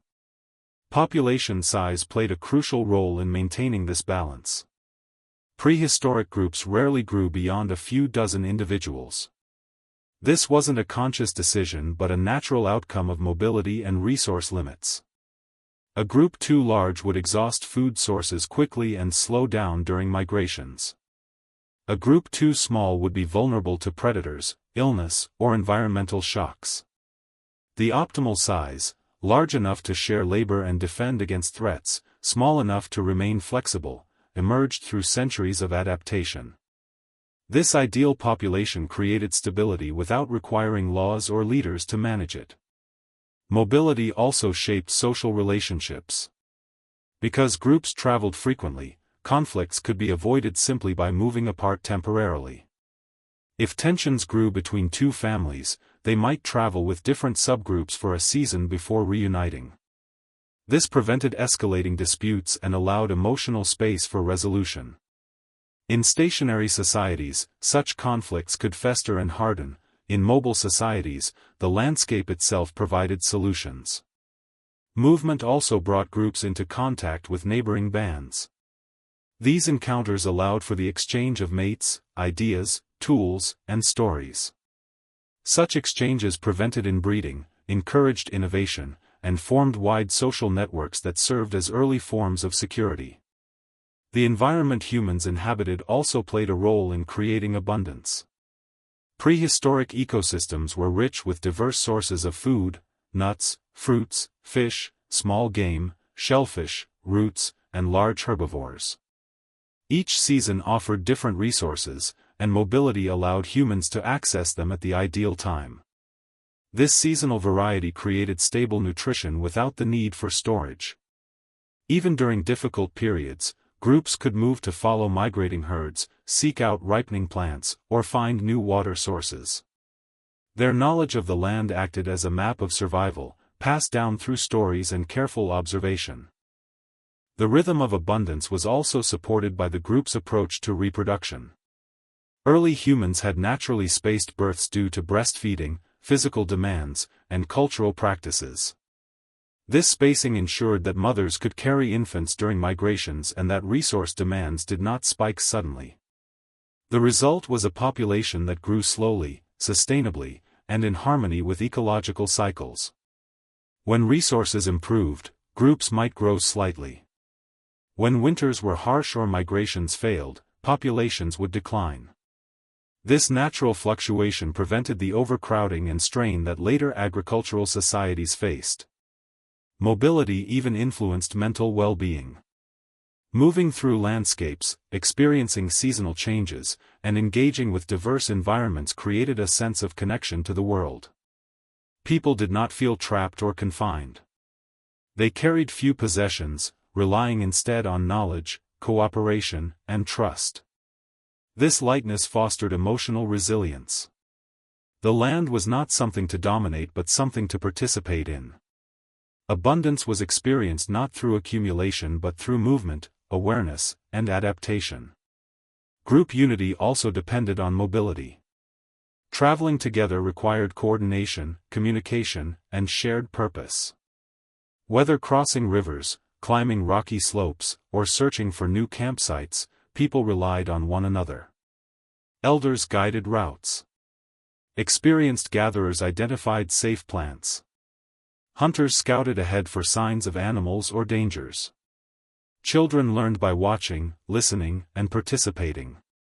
Mobility strengthened bonds because everyone depended on the group's collective wisdom. Importantly, mobility prevented the rise of hoarding. Without permanent homes or storage structures, people could not accumulate large surpluses. Food spoiled, tools were shared, and materials were used quickly. This prevented wealth disparities from forming and kept the group naturally egalitarian. In a mobile society, the wealthiest person was not the one with the most possessions but the one with the most friends, knowledge, or skills. Social wealth mattered more than material wealth, creating a stable, supportive environment. This equilibrium between population, movement, and abundance also shaped early humans' worldview.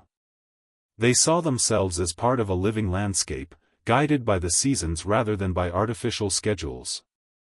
Time flowed not through calendars but through migrations of birds, sprouting of plants, and shifting constellations. This connection to natural cycles reinforced their sense of balance.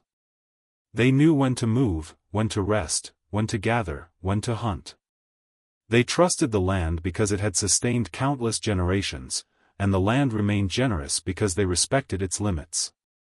In this balanced system, no one went without food because the group moved to where food existed.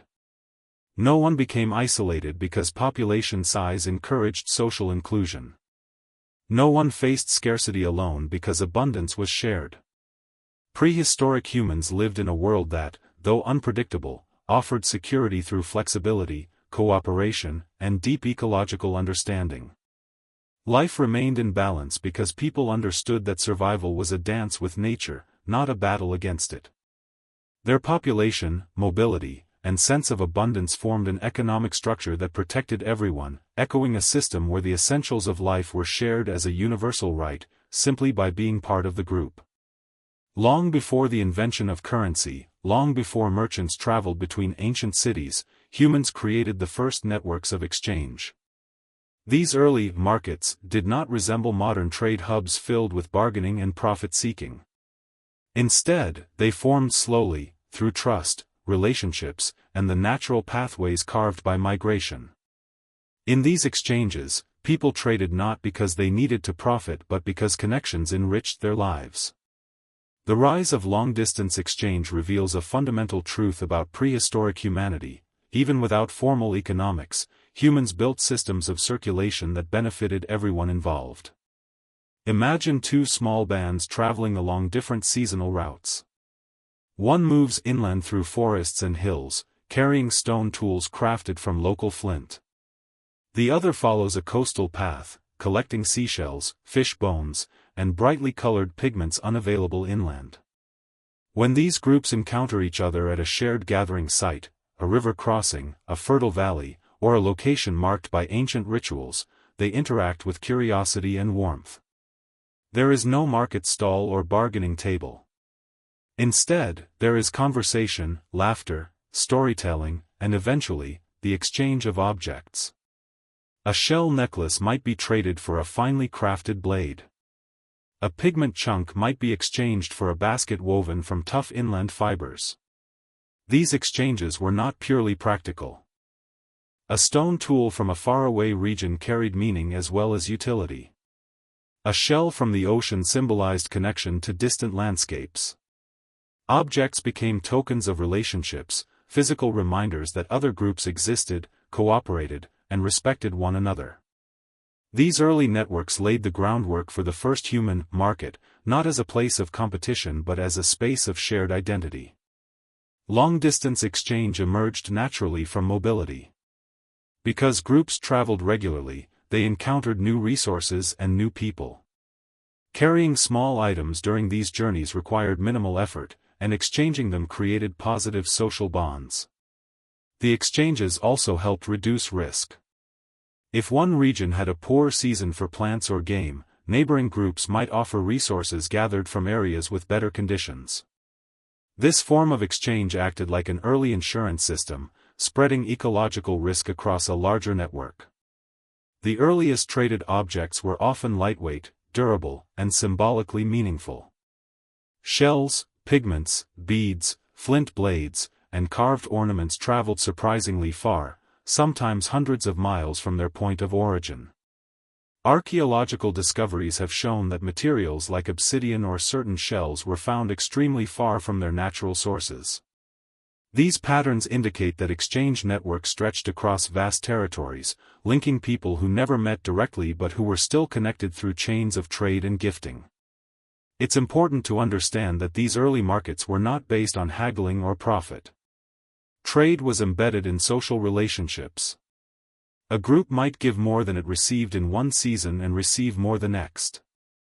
The value of objects was not measured in numbers but in emotional significance, rarity, and the story of where they came from. If a particular pigment was associated with a distant cliff known through legend, it carried spiritual value. If a stone tool came from a volcanic mountain visited during travels, it represented adventure and bravery. These symbolic layers made exchange a form of cultural enrichment. Exchange gatherings also created opportunities for learning. When different groups met, they observed one another's tools, clothing, hunting methods, and rituals. Knowledge spread just as quickly as objects. A new technique for shaping bone needles might travel through exchange networks faster than through migration. A unique style of beadwork might inspire others to innovate. In this way, early markets became engines of creativity, accelerating cultural evolution. Socially, these exchanges strengthened alliances. Groups that traded regularly formed bonds of trust, which could prove crucial during periods of hardship. If a drought struck one region, allied groups might host and feed them temporarily. If a conflict emerged with a neighboring band, allies might intervene or act as mediators. The network of exchange created a landscape of relationships that provided security far beyond what small groups could achieve alone. These relationships also influenced mating networks. When groups met, young people from different bands often formed relationships, creating bonds that linked families across distances. This reduced the risk of inbreeding and diversified gene pools. Exchange gatherings, therefore, served biological, cultural, and economic purposes simultaneously, reinforcing the interconnectedness of prehistoric life. What's remarkable is how these early markets preserved equality. Because trade was based on gifting and shared meaning, no one could dominate others through resource control. Even if one group had access to rare materials, they gained respect rather than power. Their advantage came through generosity, not accumulation. Sharing rare items increased their social influence but did not create economic inequality. The group still operated collectively, and no individual hoarded wealth in a way that separated them from others. Ritual often played a role in exchange gatherings. Before trading, groups might perform dances, tell origin stories, or make symbolic gestures of peace. These rituals ensured that exchange remained friendly and cooperative. They served as emotional preparation, reinforcing trust and reminding participants that the purpose of exchange was connection, not competition. After the exchange, groups often shared meals, celebrated, or camped together temporarily, strengthening their relationship even further. The rise of long-distance exchange also shaped the human imagination. As objects and stories moved across the landscape, people gained awareness of distant places they had never visited. A bead from a faraway coast sparked curiosity about the ocean. A stone tool from a volcanic region inspired awe for mountains. These mental maps expanded humanity's sense of the world. People learned that life existed beyond their immediate surroundings, and that others shared similar hopes, challenges, and rituals. Eventually, these early markets laid the foundation for more complex economic systems. As populations grew and technologies advanced, exchange networks expanded. But even as trade became more organized in later eras, its origins remained rooted in the simple, ancient practices of sharing and connection. The earliest markets were not transactional, they were relational. They were not centers of profit, they were centers of belonging. In the context of prehistoric life, these exchange systems reinforced the idea that resources, knowledge, and relationships were meant to circulate. No one was left out of this flow. Even those who contributed little in a given season still participated and benefited.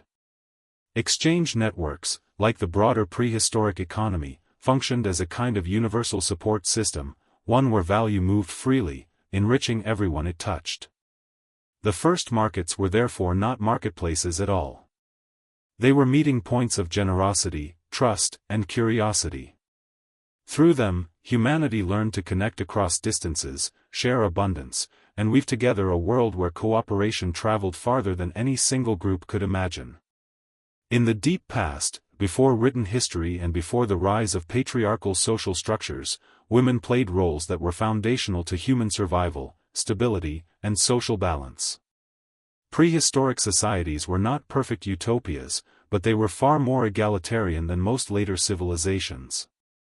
Women's contributions, physical, intellectual, emotional, and spiritual, were indispensable, shaping the first human economy in ways that created harmony rather than hierarchy. Understanding their role reveals how early humans maintained balance and how societies thrived without rigid gender inequality. Imagine a small group traveling along a river, each person performing tasks that suit the moment. Women walk alongside men, carrying tools, gathered plants, or infants. Their knowledge of edible plants, medicinal herbs, and water sources often exceeds that of anyone else in the group. They know which roots become toxic after a frost, which berries ripen first after rainfall, which bark can treat illness, and which seeds can calm a crying child. This ecological expertise forms a substantial portion of the group's daily nutrition and health care. Their labor is not secondary to hunting, it is the backbone of survival. Women also contributed to the group's security. While men might focus on tracking animals or scouting for danger, women monitored the health of infants, kept children close, and maintained the fires needed to withstand cold nights. These responsibilities demanded constant vigilance and strategic thinking. The well-being of the next generation depended on their decisions, and the group recognized this deeply. Their role was not framed as women's work in the way later societies devalued such tasks, it was essential work. Childbearing gave women unique power in early societies. A pregnant woman was not seen as fragile but as carrying the future of the group. The survival of humanity depended on her. This created a natural respect and protection for her needs. When a woman gave birth, the group adjusted its pace, redistributed tasks, and supported her recovery. Other women often helped during childbirth, offering physical and emotional support. This process was not merely biological, it was cultural. Childbirth reaffirmed the group's interdependence and highlighted the centrality of women in sustaining life. Women also played key roles in teaching. Childhood learning happened through observation, imitation, and participation. Women taught children how to gather food, identify plants, create tools for daily use, weave baskets, prepare hides, and understand the land. They passed down stories, songs, and moral lessons. These teachings shaped the worldview and emotional development of every child. Their knowledge formed the foundation of group identity, cultural memory, and daily survival. This educational role gave them enormous influence. But women's power was not limited to domestic or nurturing tasks. In many prehistoric contexts, women participated in hunts, especially smaller game drives or cooperative pursuits. Their insights into animal tracking and behavior enhanced group strategy. They also carried important ritual authority. Some of the oldest symbolic objects, fertility figurines, carved icons, pigments used for body painting, reflect early reverence for femininity, fertility, and the cycles of nature. Women often served as spiritual guides, storytellers, and ritual leaders, interpreting dreams or signs in the environment. Their role in ritual life shaped group ethics and reinforced unity. Decision-making in early bands was highly collective. Leadership was informal, and influence came from experience and trust. Women's voices held weight because their contributions were visible and respected. If they warned against settling in a certain valley or advised moving earlier in the season, the group listened. Their deep knowledge of seasonal changes, food availability, and child needs gave them authority grounded in reality, not hierarchy. Social balance also emerged from the shared responsibilities between men and women. Because roles were flexible, people adapted to circumstances. If a man was injured, women stepped in to gather or hunt small animals. If a woman was ill, others covered her tasks. The fluid nature of labor diminished rigid gender expectations. The group valued competence over gender, and responsibilities often overlapped.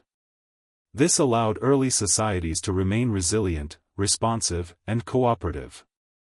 Importantly, because resources were shared collectively, there was no economic leverage for men to dominate women. Ownership did not exist in the same way it did in agricultural societies. There was no private property, no stored surplus, no inheritance lines through which wealth and power accumulated. Without these structures, gender inequality had no economic foundation. Women were not dependent on men for resources because resources belonged to the group. Their survival was guaranteed by collective support, not by marital arrangements or male provision. The symbolic power of women is also evident in prehistoric art.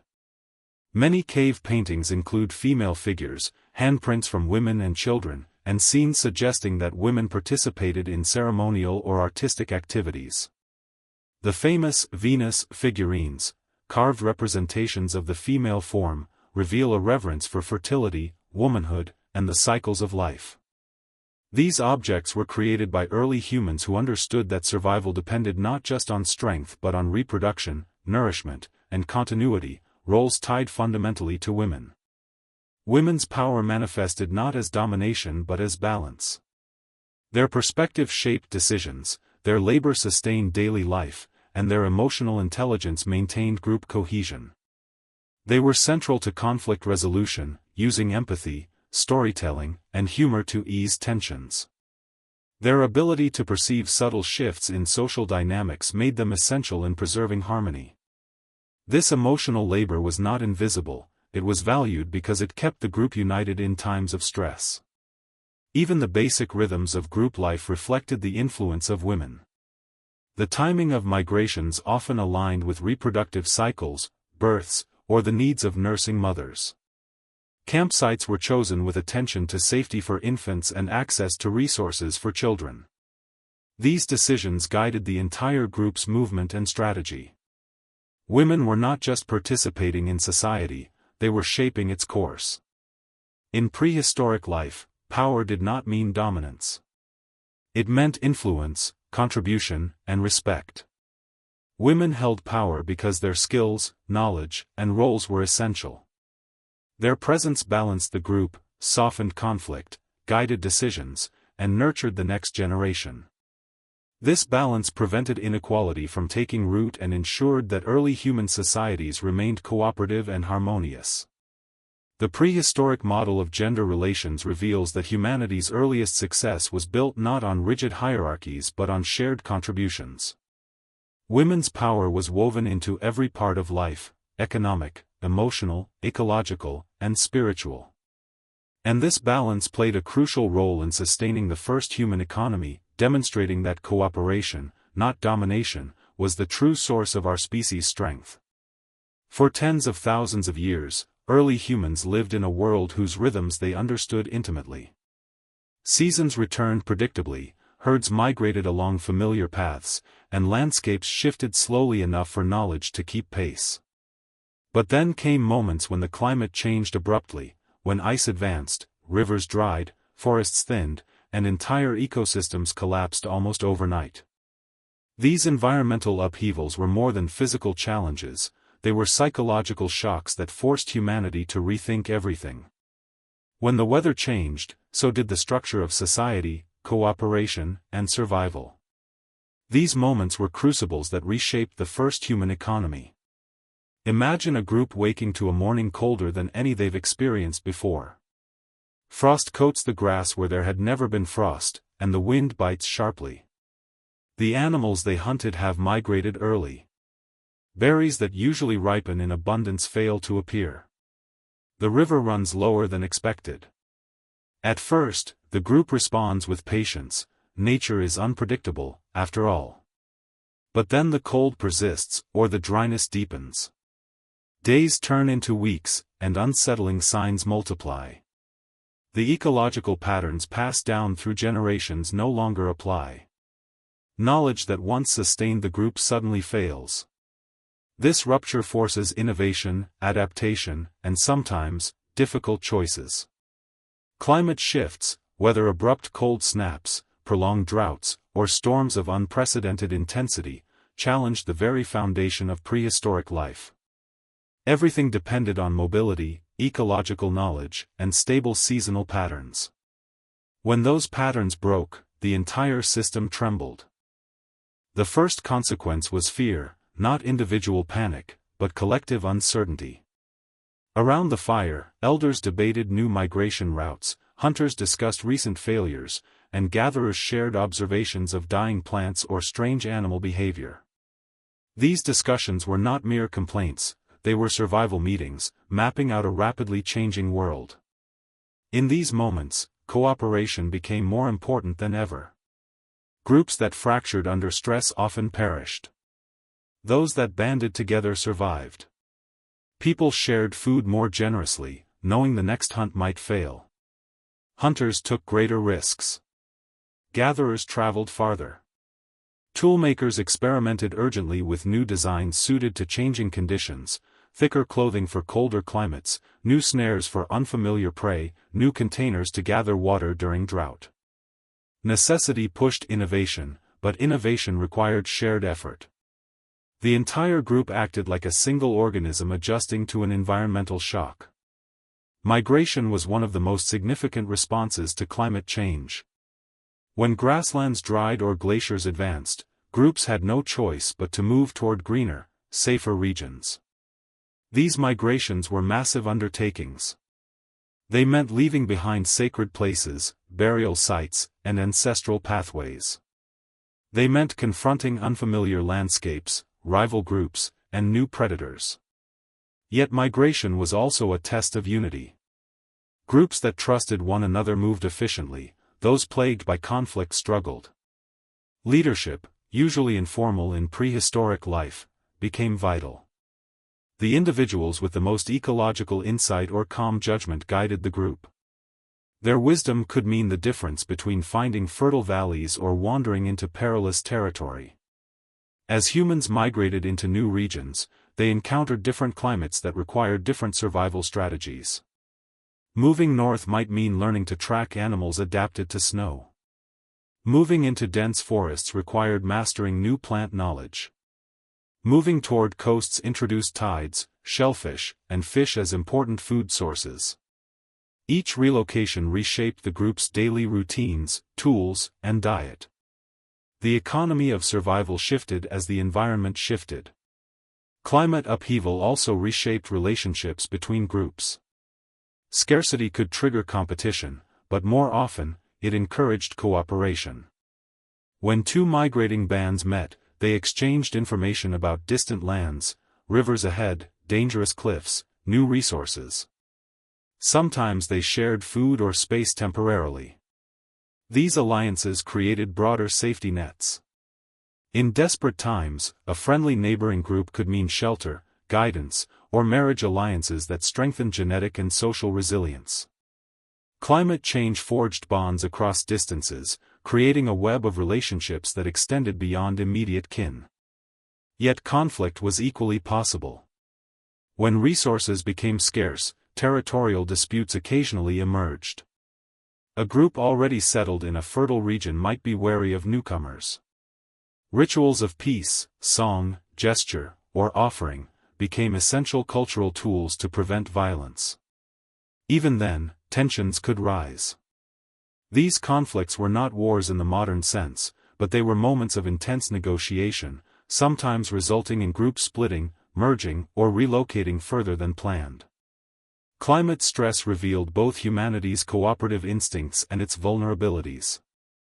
Emotionally, climate change left deep marks. People grieved lost landscapes the same way they grieved lost loved ones.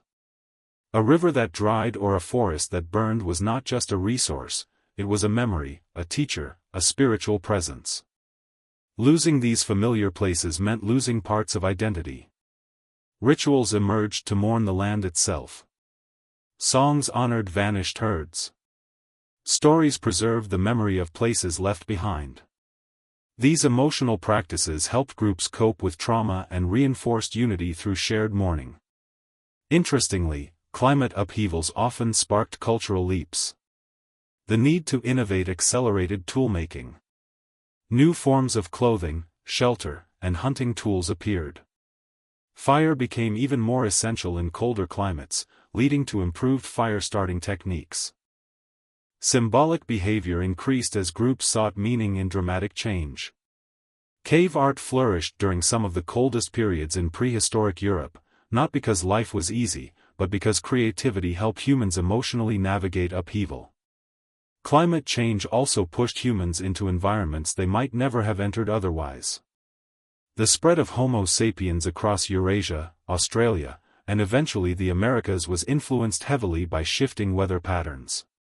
Some migrations were driven by opportunity, discovering rich coastlines or productive grasslands. Others were driven by necessity, escaping drought or pursuing herds migrating away from cooling regions.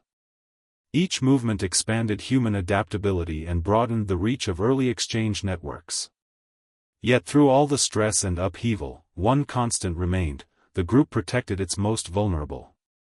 Infants, elders, and the injured were never abandoned during migrations. People took turns carrying children, supporting weakened members, and ensuring no one fell behind. This behavior was not simply kindness, it was strategy.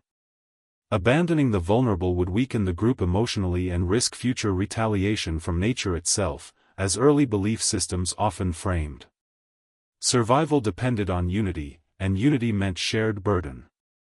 When the weather changed everything, prehistoric humans demonstrated a powerful truth: their economy was not built on surplus, ownership, or wealth, it was built on adaptability and collective resilience. Climate change tested the strength of cooperation, and cooperation won. These environmental crises revealed the profound strength of a society built on sharing, trust, and flexibility.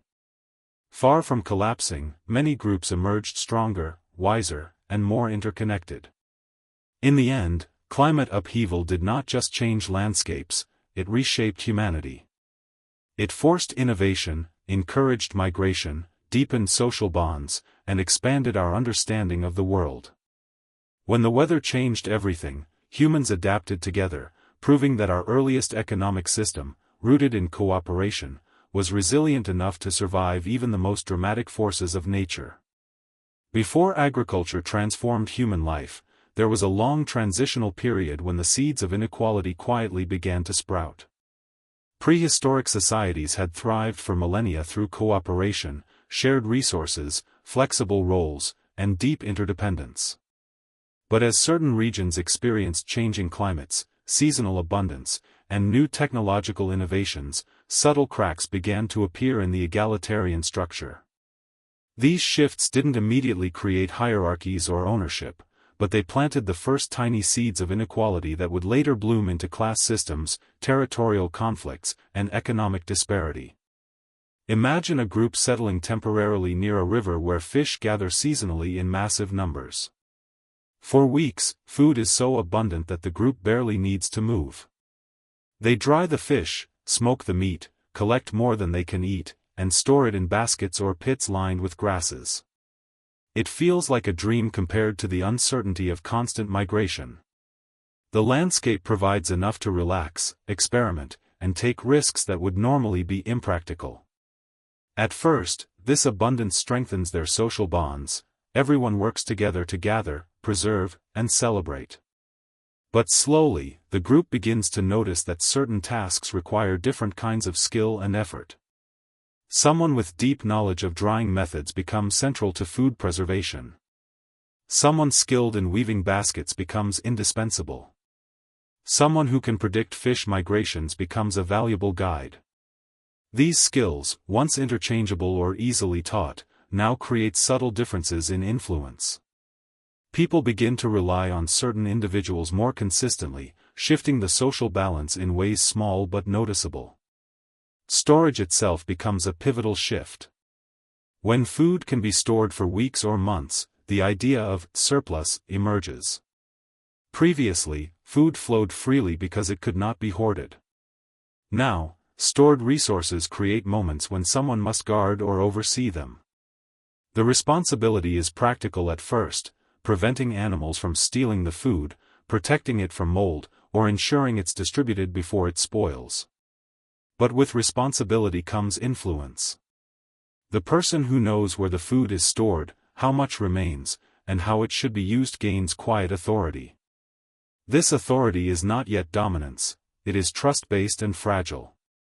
But it introduces a new kind of power, control over a static resource. The earliest humans to store food did not intend to create inequality. They were simply responding to abundance. Yet abundance, ironically, created opportunity for imbalance. When food was always moving across the landscape, people moved too. When food stayed still, people stayed too, and so did the dynamics around it. Another factor contributing to pre-agricultural inequality was territoriality. When groups discovered especially rich resource zones, coastal areas with shellfish, river deltas with fish, valleys with plentiful plants, they returned year after year. Gradually, these places felt like theirs. They developed familiarity with every rock, every stream, every seasonal shift. Other groups noticed this and recognized that territory, while not owned in the later sense, was culturally associated with specific bands. Disputes began to emerge. A group arriving late to a seasonal abundance might find another group already occupying the area. Instead of merging peacefully, tension arose. Who had the right to stay? Who arrived first? These early territorial conflicts were usually small and resolved through negotiation, ritual, or temporary separation, but they revealed a new psychological shift, the idea that some places were more valuable than others, and therefore worth protecting. Territorial association did not immediately become ownership, but it was the first step. And once specific groups became linked to specific places, the concept of returning rights took root. These were not laws or boundaries, but cultural patterns. Slowly, this sowed the idea that access to resources could be restricted. Even mild restrictions hinted at future inequalities. The emergence of specialized tools contributed as well. In areas where food was abundant, people had more time to experiment with new innovations: fishing nets, grinding stones, storage pits, hooks, baskets, and more. Those who mastered these new technologies gained symbolic status. Their skills elevated their social standing, even if resources remained shared. Prestige is a powerful psychological seed. Emotional inequality, admiration, social deference, influence, began forming long before material inequality did. Ceremonial life also shifted during periods of abundance. With more time and resources available, groups developed more elaborate rituals, symbolic objects, and artistic expressions. Some individuals became specialists in ritual knowledge, keepers of stories, chants, or sacred symbols. These roles carried emotional and spiritual authority. While they didn't yet control resources, they influenced decisions, migration routes, conflict resolution, and social harmony. In this pre-agricultural world, inequality remained small and manageable, but it was growing. Not everyone contributed equally in all tasks anymore. Some roles became more central. Some individuals were relied upon more heavily. These differences, while subtle, showed that human society was no longer perfectly fluid. The ecosystem's abundance was reshaping social behavior. Importantly, inequality did not arise from greed at first, it arose from stability. When resources became reliable in certain places, humans stopped moving as often. Sedentism, even in seasonal forms, concentrated people and goods. Concentration created dependency. Dependency created power differences. Power differences created new emotional patterns: respect, admiration, jealousy, tension. Even conflict changed. Groups with access to rich environments could support larger populations. These larger groups were harder to displace, more capable of defending their gatherings, and more influential in exchange networks. Groups in harsher environments became more mobile, flexible, and reliant on negotiation. Power imbalances between groups were forming, rooted not in dominance but in ecological luck. Inside each group, inequality remained mild and socially controlled. Sharing was still the norm, and group pressure prevented hoarding. But the seeds were there: stored food, territorial familiarity, specialized knowledge, ritual authority, technological innovation, and differential influence. These seeds would not bloom fully until agriculture. But the tipping point had already begun. Humans were experiencing, perhaps for the first time, what it meant to have more than enough in one place. And abundance, ironically, paved the way for inequality, not by necessity, but by possibility. This transitional era reveals how fragile egalitarian systems truly were. For tens of thousands of years, humans maintained balance. But all it took was a few changes: more food than needed, the ability to stay in one place, stronger social roles, for the earliest shadows of inequality to appear. The invention of agriculture was one of the most dramatic turning points in human history, a moment when everything changed, often in ways early humans could not have predicted. For tens of thousands of years, humanity had relied on mobility, sharing, and ecological knowledge to sustain itself. Food was gathered and hunted collectively, and survival was secured through cooperation rather than accumulation. But when humans began planting seeds, domesticating animals, and settling in one place, the entire structure of the human economy flipped. Agriculture was a revolution, but not the kind that immediately improved life. In many ways, it reversed the logic of prehistoric equality and laid the foundation for inequality, labor divisions, and scarcity psychology. Imagine a group of early humans noticing that seeds dropped near a camp sprout into plants the following season. At first, this seems like a curious observation. They return to the same campsite months later and find edible plants growing in familiar patterns. Slowly, curiosity becomes experimentation. People begin intentionally scattering seeds. They water them. They clear small patches of land. They protect the sprouts from animals. What begins as a small convenience soon becomes a seasonal routine. The group returns to tend the plants, weed the soil, and harvest the food. Farming has begun, not with dramatic intention, but with quiet steps. At first, agriculture seems to offer abundance. A single patch of land can produce more food than days of foraging. Domesticated animals such as goats, sheep, or early cattle provide a reliable supply of meat, milk, and hides. Families begin to stay longer in one place, enjoying predictable harvests. But with settlement comes a profound shift. People now depend on a single geographical location. If the harvest fails, they cannot simply migrate as easily as their forager ancestors. They have invested labor, time, and identity into the land. The mobility that once ensured resilience is traded for stability that can quickly become vulnerability. As agriculture becomes more established, new responsibilities emerge. Fields must be protected from pests and grazing animals. Seeds must be stored carefully. Water must be managed. Tools must be crafted. People must work longer hours to ensure crops survive. Unlike the flexible, varied tasks of forager life, farming requires repetitive, backbreaking labor. The human body, evolved for movement and diverse activity, is now bent over rows of plants for hours. Archaeological evidence shows that early farmers suffered more from arthritis, tooth decay, malnutrition, and disease than their hunter-gatherer predecessors. Ironically, the abundance of farming often produced poorer health. Yet farming also produces something that hunter-gatherer societies never needed to reckon with: surplus. For the first time, communities could produce more food than they immediately needed. This surplus required storage, granaries, clay pots, woven baskets. Storage required protection. Protection required oversight. And oversight created the first forms of economic power.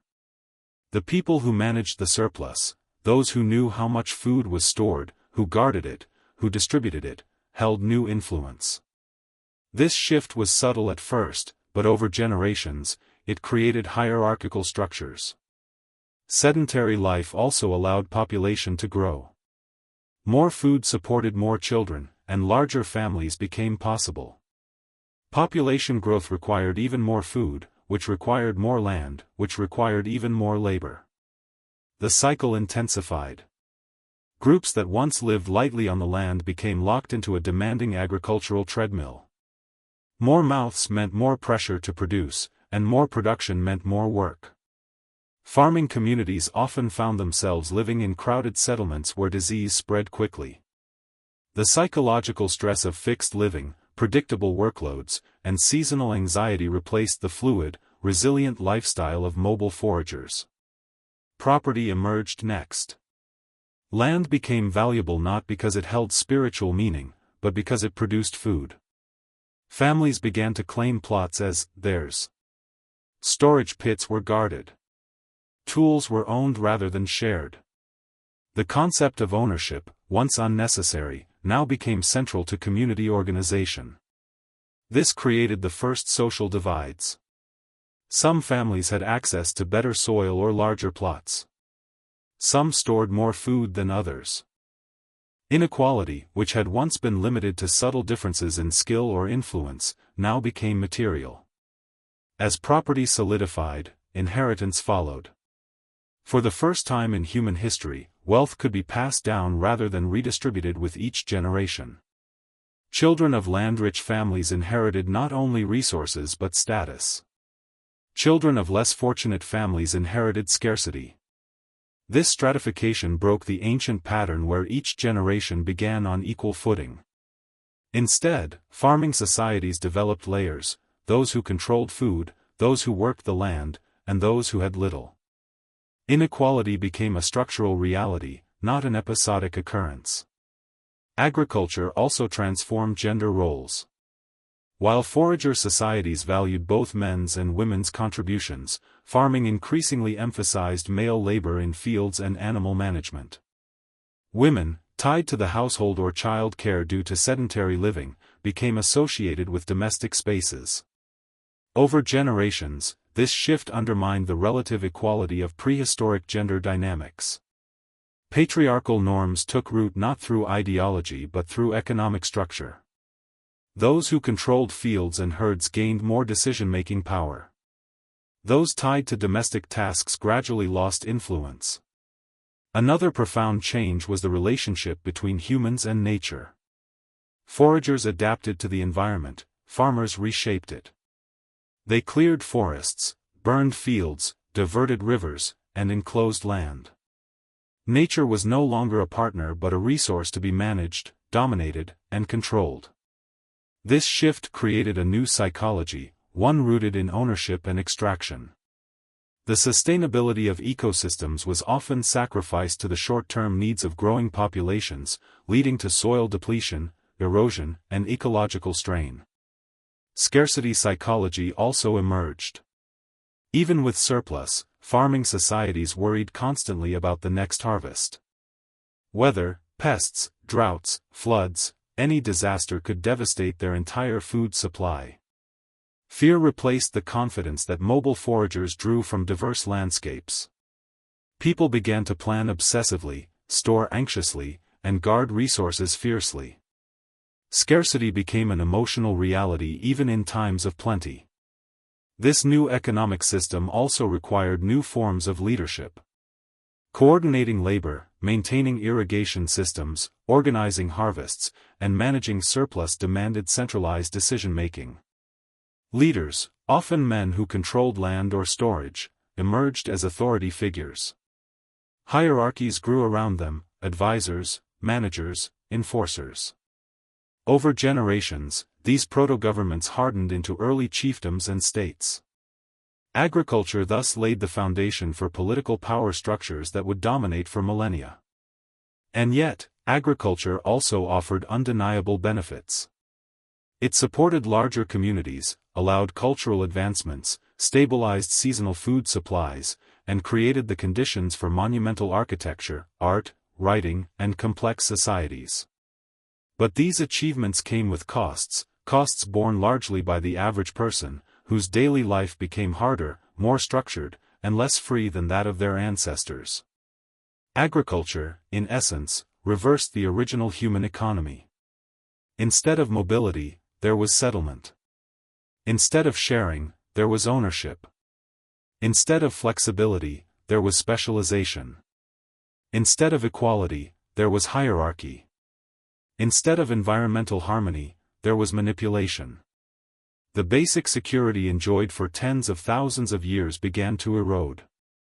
In this moment, humanity stepped onto a new path, one filled with innovation and growth, but also with inequality, scarcity, and social tension. The agricultural revolution reshaped our species not through intention, but through necessity and momentum.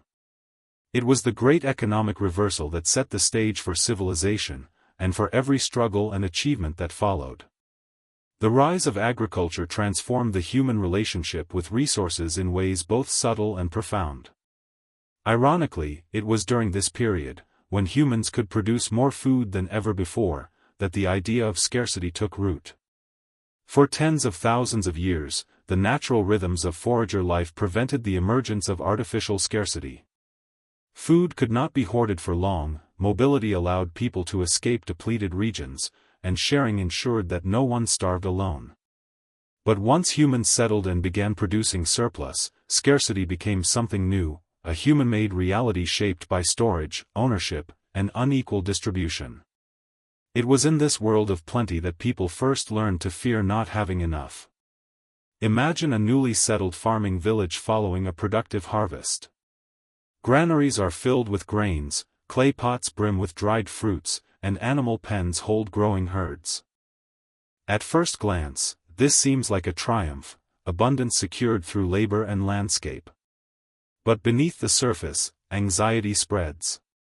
Farmers worry about insects invading the granaries, rats chewing through storage baskets, or mold creeping into the harvest. They worry about unpredictable weather that might destroy next year's crops. They worry about neighboring groups raiding their stores. In this new world, food security depends less on nature's cycles and more on human control, and this control is fragile. For the first time, people begin to obsess over the future. While foragers trusted the land to provide, farmers must hope their stored food lasts until the next harvest. If the stores run out early, or if crops fail, starvation becomes very real. The feeling of enough becomes fleeting, replaced by a constant fear that enough can disappear overnight. This psychological shift is crucial. Scarcity takes shape in the human mind before it appears in the physical world. Scarcity also emerges through inequality. When surplus exists, someone must manage it. Farmers begin storing food in centralized locations, and a few individuals gain responsibility over distribution. Whether intentionally or not, this responsibility becomes power. Those who guard the granaries can choose who receives more or less food during difficult seasons. Families with more land or better plots begin producing more surplus. Their wealth is visible, measurable, and storable. Differences that were once minor, skill, strength, knowledge, become amplified through the new economic structure. A family with more surplus can trade it for labor, favor, or material goods. Their influence grows, further concentrating both wealth and authority.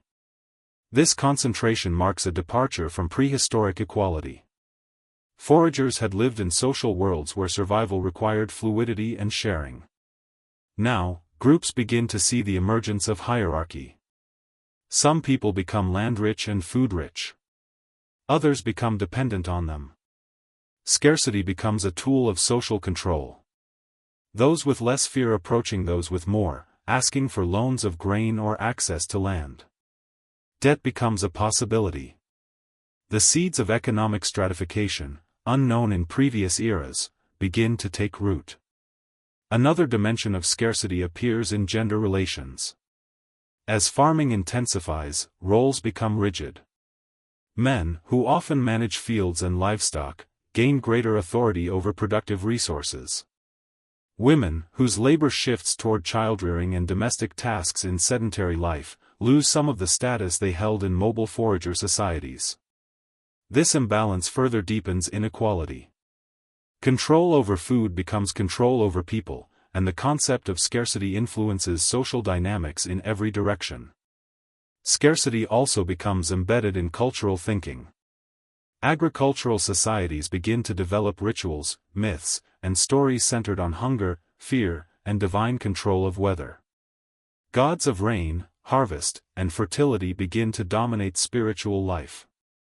In these belief systems, good harvests are blessings, and poor harvests are punishments. The fear of scarcity becomes so powerful that entire societies revolve around maintaining cosmic or spiritual favor.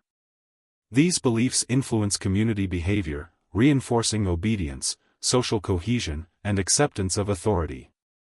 But scarcity is not only psychological or cultural, it is logistical. Farming requires large, immovable investments, irrigation channels, terraced fields, granaries, and fixed homes. These systems are vulnerable. A flood can destroy food supplies. A drought can wipe out crops. Pests can infiltrate storage systems. A single failed harvest can ripple through an entire year. Foragers could migrate away from scarcity, farmers cannot. Their survival is tied to land that can fail them. As populations grow, scarcity worsens. Farming encourages families to have more children, both because they need more help in the fields and because stored food can support larger households. Larger populations require more land. More land means more labor, and more labor demands more children, a cycle that intensifies pressure on the environment. Eventually, land that once supported small communities becomes strained. Soil grows tired from constant tilling. Forests shrink from repeated clearing. Rivers become polluted from irrigation runoff. Environmental scarcity emerges from overuse, not natural limits. Competition soon follows. Villages with too little land may attempt to expand territory by encroaching on neighbors. Tensions rise. Defense becomes necessary. Walls, watchtowers, and weapons, once unnecessary, become common. Scarcity fuels conflict. Where foragers relied on alliances and mobility, farmers rely on force or negotiation backed by the threat of force. Warfare, rare in the prehistoric economy of abundance and fluidity, becomes increasingly common in the agricultural era. Scarcity also transforms work itself. Foragers balanced labor with leisure, spending only a few hours a day on essential tasks. Farmers work from sunup to sundown. Fields must be tended constantly, planted, weeded, irrigated, protected, and harvested. Labor becomes relentless. People begin to view life not as a flow of natural cycles, but as an endless struggle against time, weather, and chance. This mindset becomes central to agricultural societies, the idea that life is hard, that resources are limited, and that only constant work ensures survival. This belief eventually justifies social hierarchy. Leaders argue that only through order, discipline, and authority can scarcity be avoided. Priests claim that divine favor depends on rituals and obedience. Wealthy families assert that their land ownership is necessary for the community's survival. Scarcity becomes a narrative that supports inequality, even when abundance exists. In this world of plenty, scarcity becomes a powerful illusion, an illusion reinforced by fear, inequality, population growth, and ecological stress. It becomes the engine driving social change, political formation, and human behavior. People begin to see resources not as something to be shared, but as something to be protected, owned, or fought over. For the first time in human history, people who lived surrounded by food could still feel hungry inside. Not in their stomachs, but in their minds. The fear of losing what they had, harvests, land, status, shaped their decisions more than the reality of abundance itself. Scarcity was born not from nature, but from the systems humans built to manage nature. In this moment, humanity crossed a threshold. The world of fluid, cooperative abundance was replaced by a world of controlled, anxious plenty. And from this tension, between real abundance and perceived scarcity, rose the social structures that would define civilization, states, rulers, armies, markets, and laws. The birth of scarcity marked the beginning of a new human story, one still unfolding today. In the long arc of human history, the shift to agriculture, hierarchy, and scarcity altered not just economies but the very rhythm of daily life. Yet beneath these later developments lies a deeper, older truth, a truth carried quietly through our biology, our psychology, and our social instincts. For most of human existence, wealth was not measured in possessions, land, or stored food. It was measured in security, connection, shared purpose, and emotional belonging. This was the forgotten wealth of being human, the innate social richness that sustained our ancestors for tens of thousands of years without governments, currencies, or formal systems. To understand the prehistoric world is to remember this original abundance. Imagine a forager band gathering around a fire after a long day. Their bodies are tired, but their minds are at ease. Every person knows they belong, that they will not face tomorrow's challenges alone. No one worries about paying for food, for shelter, or for care. There is no fear of unemployment, no anxiety about debt, no pressure to outperform others. Their survival depends on cooperation, not competition. This sense of security, simple, profound, and universal, is the core of prehistoric wealth. In such societies, loneliness was nearly impossible. People lived in dense social networks, surrounded by friends, relatives, and children. Emotional support was woven into daily life. If someone felt sad, others noticed. If someone was injured, help was immediate. If someone was proud, their joy was shared. The social fabric was so tight that every emotion found a home within the group. This emotional wealth, far more precious than any material good, shaped human psychology. Our brains evolved to expect cooperation, empathy, closeness, and shared labor. Modern humans often mistake prehistoric life as lacking, but it was abundant in all the things we now struggle to provide: time, connection, and meaning. Foragers spent significant parts of their day resting, socializing, teaching, playing, storytelling, or exploring the landscape. Their work was varied and dynamic, stimulating creativity and maintaining physical health. Children grew up surrounded by multiple caregivers. Elders remained integrated in daily activities, valued for their knowledge. Young adults learned constantly by watching and participating. This constant interaction created a sense of purpose that did not depend on achievement or wealth. The forgotten wealth of prehistoric life also included a deep sense of belonging, not to a nation or ideology, but to a small, intimate group. Every person knew who they were in relation to others. They understood their role in the collective and felt valued simply for being part of the group. Their identity was rooted in community, not individual accumulation. This collective mindset prevented the kind of alienation that later developed in hierarchical societies. Nature itself was a source of wealth. Prehistoric people did not view landscapes as hostile or indifferent, they saw them as familiar partners. Rivers, forests, caves, and plains were filled with memories and meaning. People knew the land intimately, its dangers, its gifts, its seasonal moods. This deep environmental connection provided emotional grounding. The natural world was not an enemy to conquer but a companion to live alongside. This relationship offered psychological security that is now rare in modern life. Even the unpredictability of prehistoric life produced resilience rather than fear. Groups had confidence in their ability to adapt because they trusted each other and the land. When challenges arose, they responded collectively. Cooperation, not hoarding, was the primary strategy for facing uncertainty. This mindset created a calm acceptance of life's cycles: birth, death, scarcity, abundance, movement, rest. Emotional maturity flowed naturally from living in a system that emphasized shared survival. The idea of success in prehistoric societies was very different from today's standards.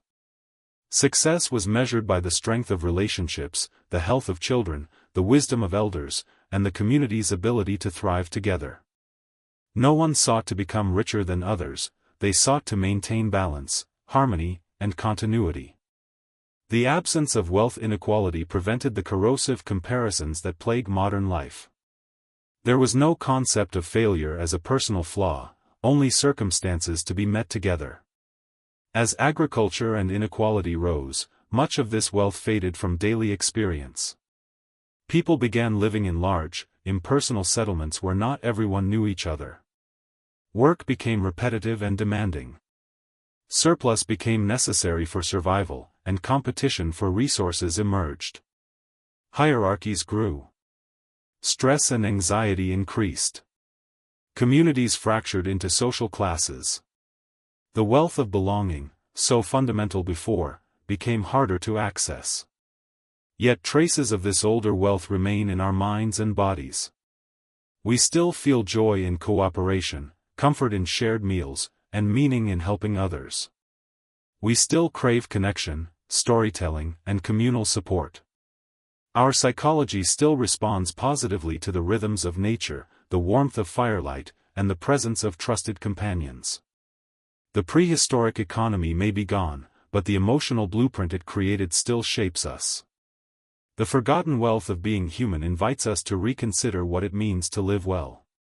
It suggests that security does not require competition, that abundance does not require inequality, and that value does not require accumulation. It reminds us that we survived most of our history not by outcompeting each other, but by supporting each other. It asks us to see wealth not as a private asset but as a social condition, something created through relationships, not possessions. In remembering this truth, we glimpse the possibility that modern society can reconnect with the emotional foundations that once sustained us. Not by returning to prehistoric life, but by recognizing that our deepest wealth has always been each other.